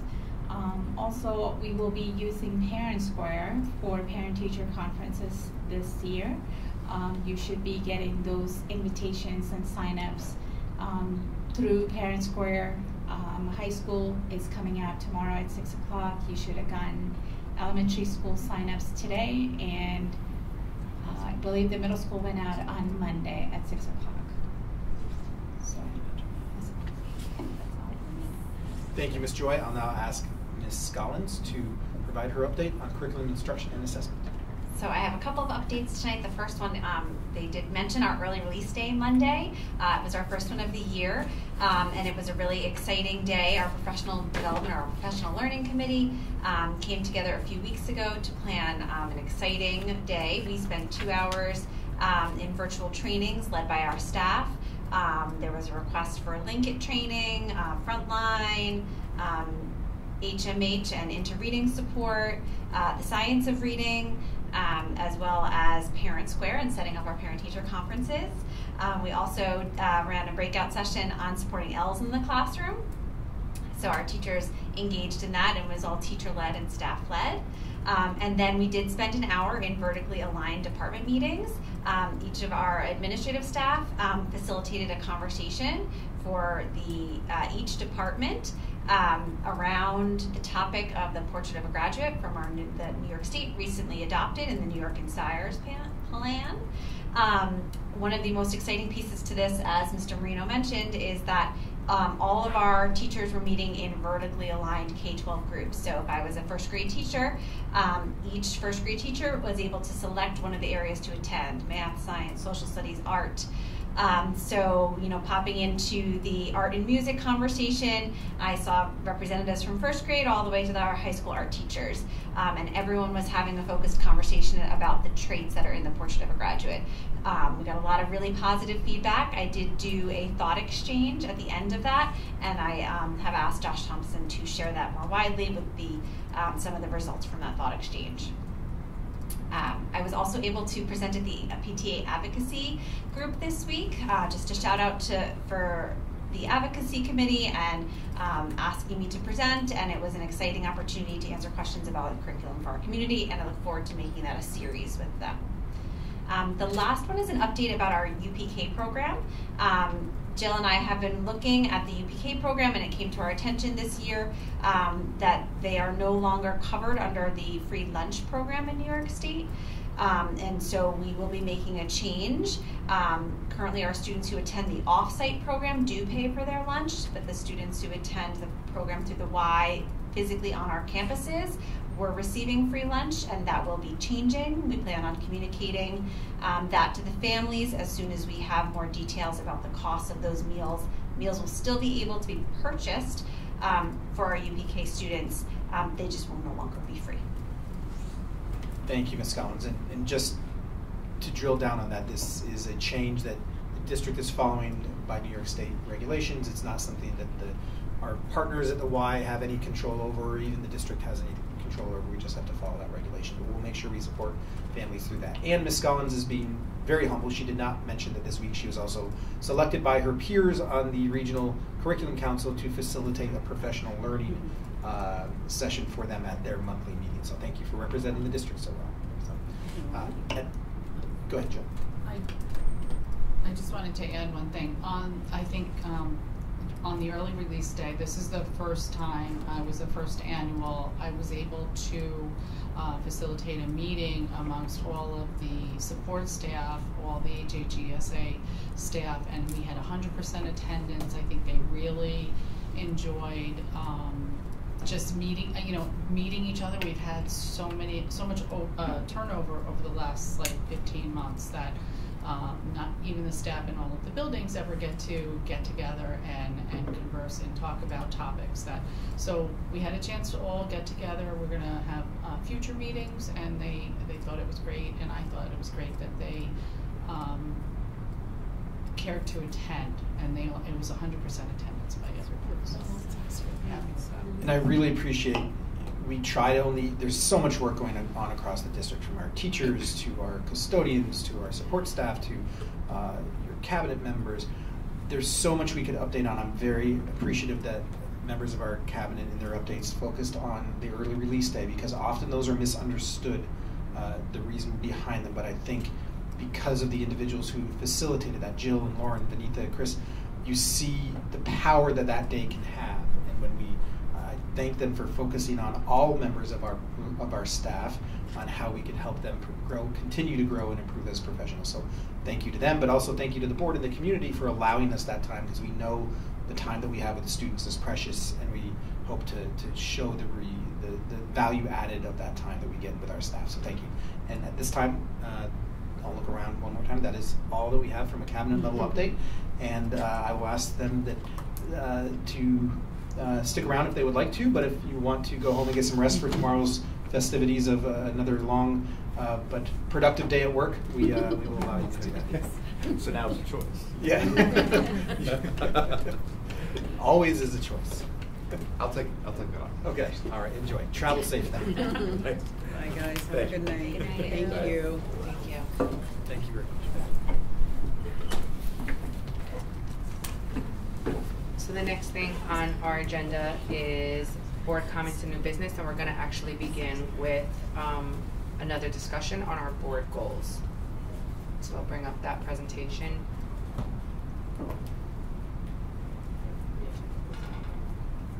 And we can go right to slide 18.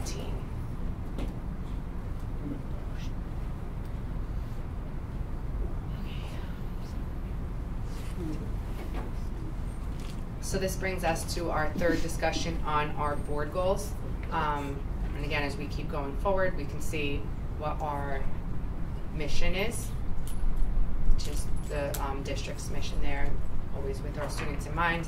And our objective tonight is to really just look at what our goals are. And I know we've been having a lot of discussion on the action items, and I think I want to just make sure that we are mainly focusing on the big picture goals, and then we can tweak the action items throughout the year. So we should really focus in on those goals to see if we are set to approve them tonight, or if we need to make any modifications with approval, or modifications that we have to come back for another discussion.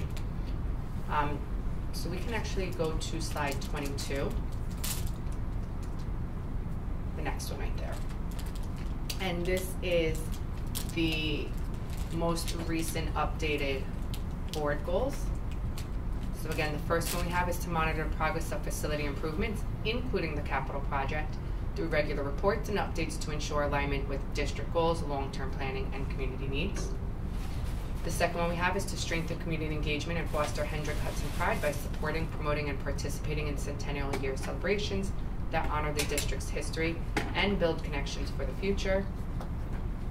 third goal we have is approve a fiscally responsible budget that aligns with district priorities and supports long-term financial stability. And the fourth goal is establish a structured quarterly review process to monitor student success by tracking academic achievement, curriculum implementation, and student wellness indicators, ensuring the district remains on track to meet its strategic goals for academic excellence and student well-being.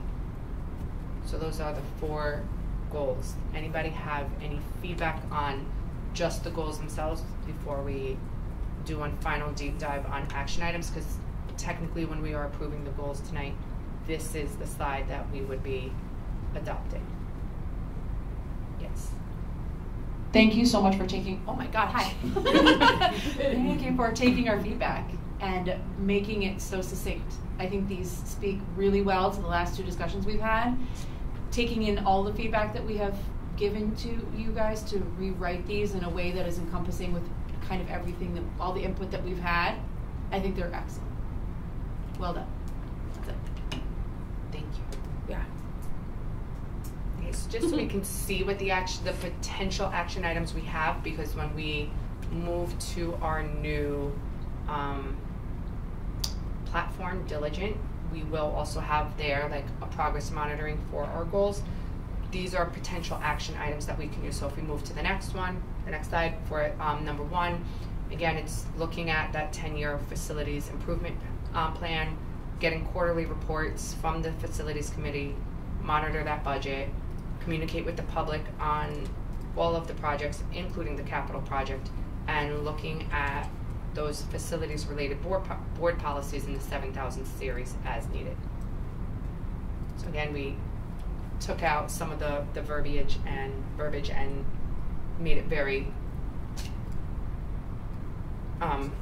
concise. So let me know if there's anything. Again, we can still approve the goals and we can edit the action items at any time, even when we come back with when we are looking at these. Anybody have any feedback or comments on the first one? I think it looks great. Yeah, captures everything we talked about last. And that's what we did tonight. It was great. Yeah.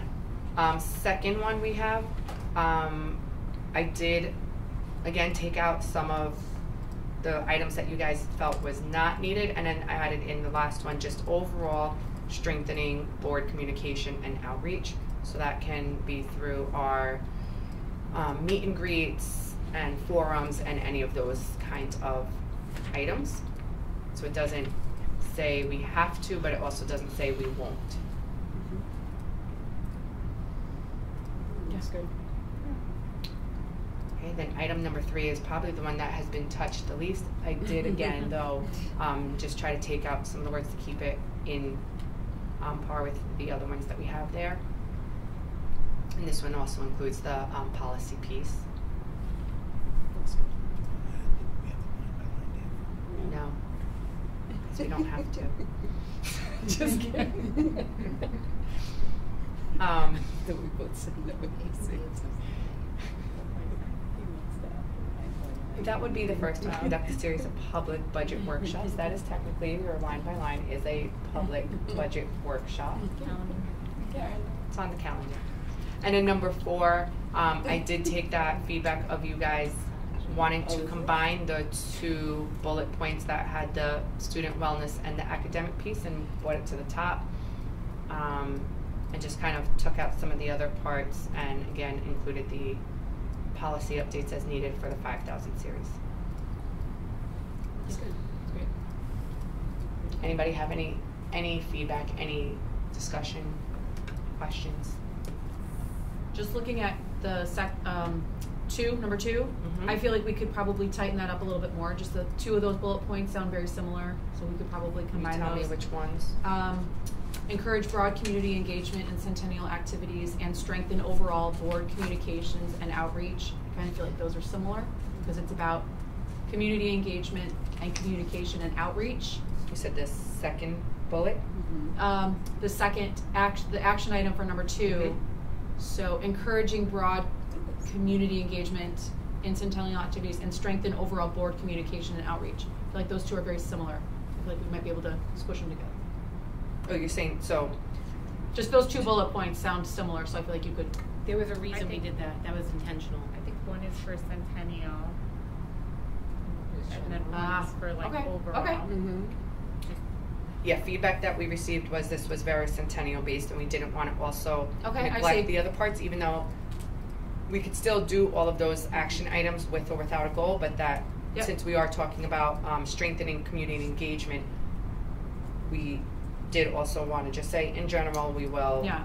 work Well, and on- in that case, the first bullet point then too, promote events and board communications and community outreach, and then encourage broad community engagement. Okay, so 1 and 5, you want to. Yeah. 'cause And again, they just sound like they're saying the same thing in different ways. If we're just trying to tighten these up, that might be an easy way to do it. Okay. Because the first one and the 5th one both talk about centennial events. I see what you're saying about the last bullet point, and you're right. But there are 2 that are, they just, Absolutely.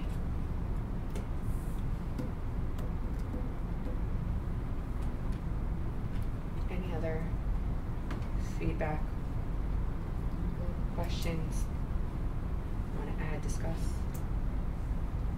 We're good. Okay, so then that will bring us to, and again, we will be adopting those 4 goals. I can still edit that. We can edit that, and I say we can edit the action items at any time and update, and especially as we get to those meetings where we will be reviewing, that will be a great time to reassess, are we hitting those action items? Are there other ones that we have been? Are there other ones that we have been neglecting?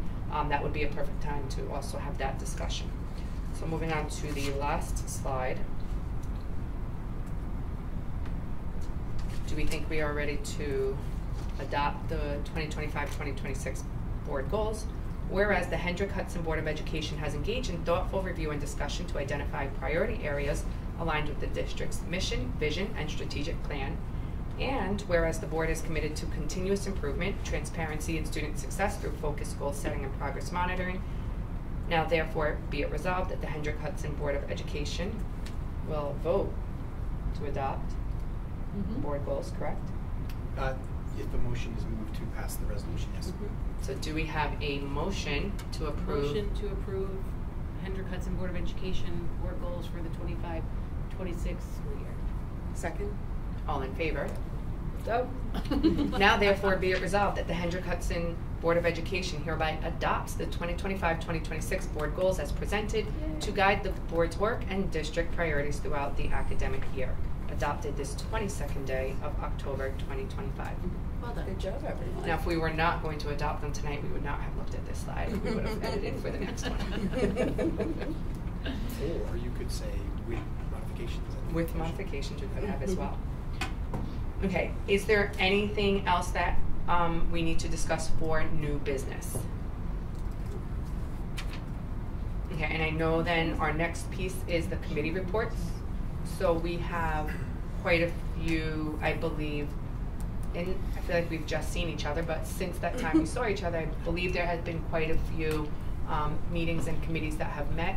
So I'm just going to start on this side of the room and go around if you are the chair and want to speak out on any committees or PTA meetings or anything that you have attended that you would like to present any information. So I'm just going to start over here because I'm looking at you. We had the NISBA advocacy business meeting vote on the 16th. The results were sent out to everybody who is a member of NISBA. So if anybody has any questions about that, let me know. That's it. It was very long. How long? Because I believe we were bothering you. 6 hours. Thank you so much for doing But that. it was actually a lot of the things that the resolutions committee had recommended. People were speaking on behalf of the amendments they presented or the actual resolutions that they presented, and were able to actually change the outcome of the vote. So the reason I think it took so long was because there was so much good discussion in either direction, either in support of or in opposition of some of the advocacy resolutions, that people literally changed their minds and changed their vote. So while most things went the way that the resolutions committee had recommended, there were a few things that actually were changed or people's votes were influenced by the conversations that we had. So I loved doing it. It was very long, but it was extremely informative. So I appreciate you guys Thank you. Trusting me to vote on behalf of our board. It was Thank awesome. you. Yes. Thank you so much. And think it's only once a year, so. Alexis? So I am the chair of facilities, but I don't think you need to hear too much from me. We had a lot of presentations tonight. A lot of our meeting was kind of like a free discussion of what we heard tonight about phase 1 wrapping up and entering into phase 2. And then the next item that I was going to mention was the EPC, but Anthony spoke to that. All the lights are in. They've done different things with the HVAC systems. There's new equipment being installed, software and fine tuning and all of that. So we're getting to the finish line of the EPC, which is awesome because this started literally on my first term forever ago. So that was really cool. We had some conversation in facilities around transportation. As we know, we're moving to eventually be electric buses, which the state is requiring, but this is years out. However, there's a lot of planning that goes into it, and the sentiment of facilities committee was like, this is a gigantic conversation. It's probably multiple meetings just on that topic, but it did come up. And then we are going to meet in a couple weeks to really make a schedule. Us board members, Amelia, Corey, and myself are the board members on facility. And being that facilities is one of our goals, we want to make sure that we're setting an agenda that is tailored to making sure that we hit our goals. So hopefully by the next time, not the next meeting, but the next one, we'll really have a schedule for the facilities committee and how we're going to tackle the goal and make sure that we're managing all things. I think that's it. Excellent, thank you. Corey, any meetings for you? I was also at the professional development committee meeting, but I wasn't sure if I'm the chair or not. I think you are. I am? I think you are, yes. I was promoted. I don't, honestly, Lauren explained sort of everything that we talked about in the meeting, because a lot of it was what they were going to be doing for the early release day, and it sounds like it went really well, and she's not here anymore, but she spoke about it earlier, and I believe the goal is for them to plan out a schedule for the entire year with activities that sync with things that we're doing in the community, like the math night and literacy night, and also to partner with the Hen HUD library, the free library, and so we are going to start a cadence of meetings, and I will provide an update next one. Is there a running notes document for that committee? What sort of running notes document? There's an agenda that we're going to share. I think we're trying to figure out whether to do a shared like Google file that's going to just have all the committees on there on the bottom, and then everybody can just add, like the chair can just add whatever notes are in there, so everybody will have access to it. Yeah, so we're just use the chart that has all of our names listed. Yeah, exactly. And then we're going to just add it in there, and everybody can, whoever the chair is, they could just go in there and pop in their comments so that everybody gets an update based on what happens before or after the meeting. Last year there was a running document for the entire group, like an agenda document. Yeah, that's what we're saying. That's what we're gonna. You're talking about something we prepare. I'm talking about because that's not a board committee, right? That's a district committee. So which one are we talking about? What I You're asking for what Lauren shared it? Right, that's what I'm saying. Like, because it's a district committee, so there should be a document of an agenda or notes taken during the meeting. Yep. By the district. Yep. Lauren does that. Yeah. Okay, so can that be shared with us? Sure. We can probably have a place on that, the shared document where we would include a link. We would include it, correct. Yep, we can just include the link there. I mean, for now, like, I can just email it out. Before I have PTA related ones, were there any other committees that met? I had the safety committee. Safety committee. Let's see. One thing they spoke about was implementing this digital hall pass pilot at the high school. So I think that's something that is going to be looked into, where kids can sign themselves in and out to go to the nurse or the principal, library, cafeteria. So I'm sure people will get information on that, so it can track the kids better. they're also trying to come up with some different initiatives to share with the students, such as drug use, bullying, cyberbullying, different things to talk to the kids about. I also have a PTA update, but you can do yours first. Eric, did you have any committee ones? I know policy will be No, I have soon. PTA. PTA, okay. So we want to start with that and come back with That's PTA? fine. So we had the high school PTA meeting was, I think it was this Monday? It just feels like we were a very long week. Sorry, that was last. It was the 14th. No, it was last Monday. Last Monday. And since then, we have had our first ever, basically a thrift sale during school for our students. That was very successful yesterday. The kids just absolutely loved it. Lauren and I were there supporting it, and we're hoping to do another one in December, but I'm actually sort of kind of love to bring this to be like a regular monthly thing for the kids because I enjoyed it that much, but that's a whole nother thing. But there's a few things they're working on right now. So Monday is college parent panel night. The high school PTSA runs that. They invite parents that have gone through the college process to come and answer questions to the parents that are going through it, juniors and senior parents, but honestly, sophomore parents are welcome too, but it's really targeted towards junior and senior parents. I will be speaking on that panel. That's going to follow the financial aid night that the guidance department is running at 7 p.m. And then this meeting will be directly after that, probably around 8 a.m. at the high school auditorium. They have a Chipotle night on November 8th. The one by BJ's is what I'm told, and then they have a charcuterie night coming up on November 19th. So the high school is trying to get creative with the fundraisers that they do because it's really challenging for us because at the high school, especially because we're competing with elementary that's doing constant fundraisers. It's very difficult at the high schools. We're trying to think outside the box a little bit.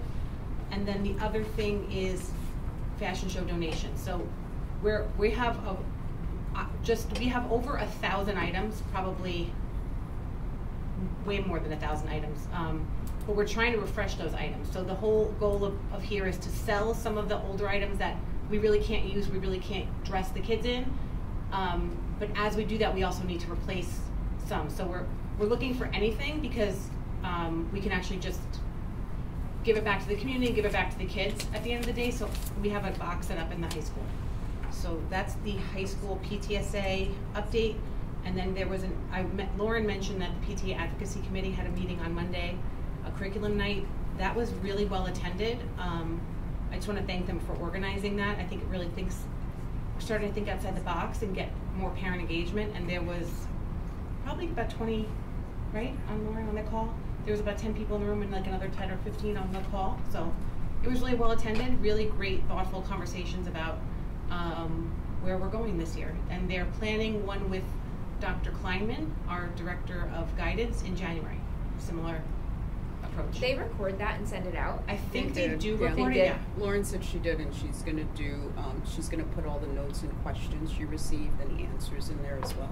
Nice. Just so everyone has it, and she's gonna share it out. There was a slideshow that she did, but I think the Advocacy Committee actually does record it. Mm-hmm.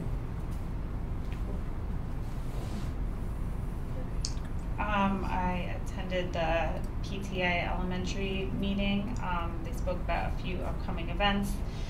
As Lauren mentioned, there's going to be parent-teacher conferences coming up on November 4th and in the evening on the 29th. So probably should have gotten your Parent Square today from the elementary schools. The Halloween parades are coming, so I believe Furnace Woods and BV are going to be at 9:30, but I think that's the time. FGL is going to be at 1:30, so get there early so you can park or walk. First grade went apple picking, so that was super cute. They're going to have a family fun night. I believe this Friday is a movie night at 6:30 at BV, right? Okay. The Haunted High School, that's like a high school thing as well, and an elementary thing on Tuesday the 28th, I think from 4 to 6? It's actually 4:30 to 6:30? 4:30 to 6:30, followed by the Pumpkin Pops concert, Right. which is open to the public.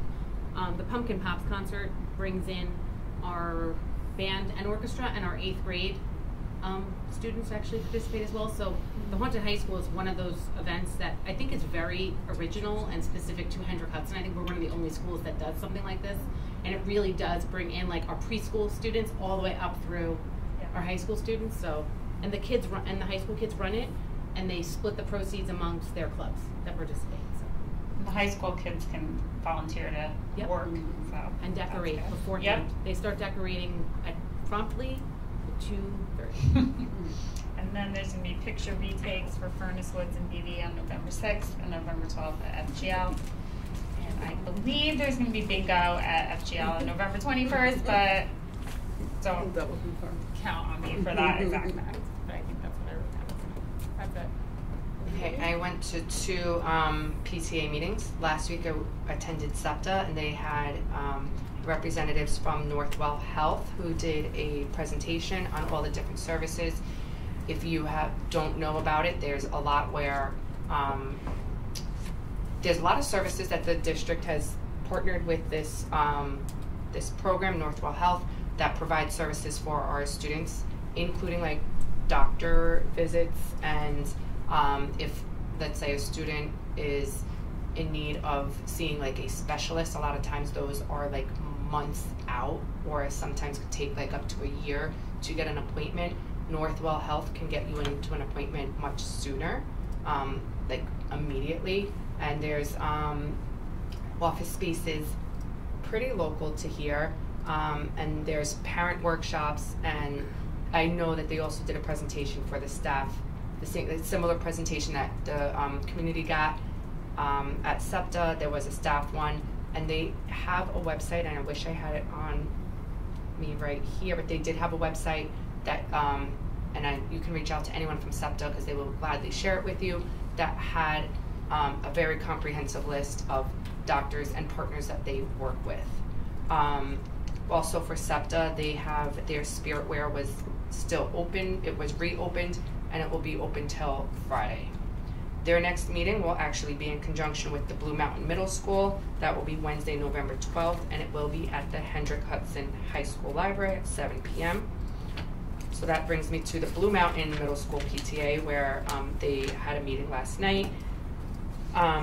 They are looking for more members. There is, we know that there's less students in the school this year due to one class being smaller, but it is, they are looking for more members, so please sign up, because all money that is received from there goes back to the school and to the students, I should say. They will be having a Spiritware store that will be specifically for Blue Mountain Middle School gear that will be opening on Friday. It will be an online digital store. I think they said it's been never been done, or it's been a long time since it's been done, to have exclusive to Blue Mountain Middle School gear, so be on the lookout for that. They are also doing, I know we have a lot of these, like if you go eat around town, Thursday, tomorrow is Yuccas, starting at 4:30. Even if you get dinner to go and you mention it's part of Hen Hud, 15% of that goes back to the PTA.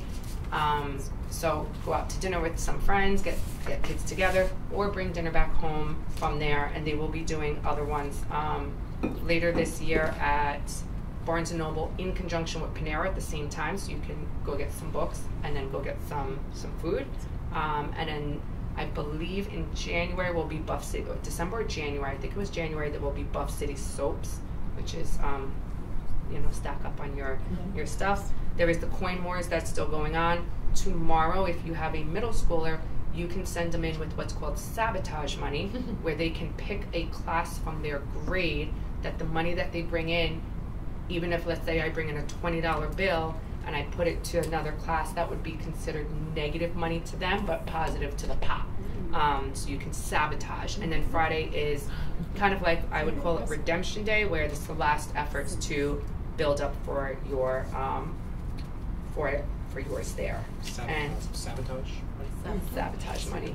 But you can only do it for your grade level. So if you are a 7th grade student, you can only do it to another 7th grade class. And they have a dance on Friday. $5, 6:30 drop off. And then there is the staggered pickup depending on the grade. Can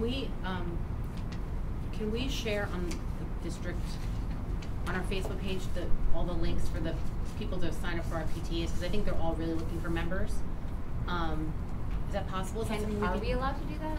Yeah, we should be, yeah. Yes, I put them in my updates before. I'll make sure I do I've that. never noticed that. Yeah. Sabotage. Do you put it at the very end? No, I try to weave it into one of my themes. Okay. Stacked in the middle. Yes. President Silverman, do you mind if I provide some brief updates? You have to say point of privilege, I believe, correct? That would be Robert. That would technically be if I wanted the question of the order. The point of question. No, is question. absolutely. Go right ahead. So, love the PTA updates. Just so everybody knows, I do meet monthly with the PTA council. So that's the executive leaders of every PTA. I do try to make it to every PTA meeting, but if I don't, I do share information that I would have shared at those meetings with the PTA council. Was very, very privileged to join the trunk or treat on Friday at FGL and saw a bunch of scary but appropriate scary trunks that were a great community event. It was actually the first event in 2023 that I attended, so it's always nice to attend that. That's cute. I was very honored to be invited by the HHEA to their family picnic this past weekend, and it was a great event where they're building up camaraderie and esprit de corps there, so it's nice to get to see people in a relaxed setting. Beautiful venue at the name escapes, St. George's Island Park. George's Island, sorry, not St. George's. George's Island Park. This Monday, I was not able to make a number of meetings because I was invited by the General Consulate of Finland to a meeting on the role, an approach to education by Finland. So I never had been invited to the General Consulate of Finland. How many times can you say Finland? Finland? Did I say it wrong? No. No, okay. Yes, but it was, I see where you're going there. So, but it was just nice to be there. So it was, I learned about the role that trust plays in their society and how they equate that to the direct and explicit teaching of happiness through instructional activities in their K-12 education. So it was an interesting take. And in case you are volunteering, and I don't want to steal any thunder from Trustee Stanko, Trustee Mills, and Trustee Boudin, but I did ask to change the Centennial Task Force in anticipation of what I thought would be a need for a larger meeting. But I do know that the time capsule walkthrough will still occur this. They're this both coming happening. Monday. They're both. Oh, we went back to it. We're going to keep the 5:30 walkthrough. Okay. We're going to do the 6 o'clock Centennial meeting, as far as I know. Okay. That has not changed. Okay, great. So yes, we have not changed the Centennial meeting yet. So that's my update on events. Thank you. I was just going to say Finance Committee is going to start meeting soon, so get ready for all of our lovely presentations. Be excited. It's budget season. I know, I heard there's a lot of meetings that were planned there. Yes. Anybody else have any other business items to discuss? Okay, so Motion to close the meeting? Second. all in favor? Yeah.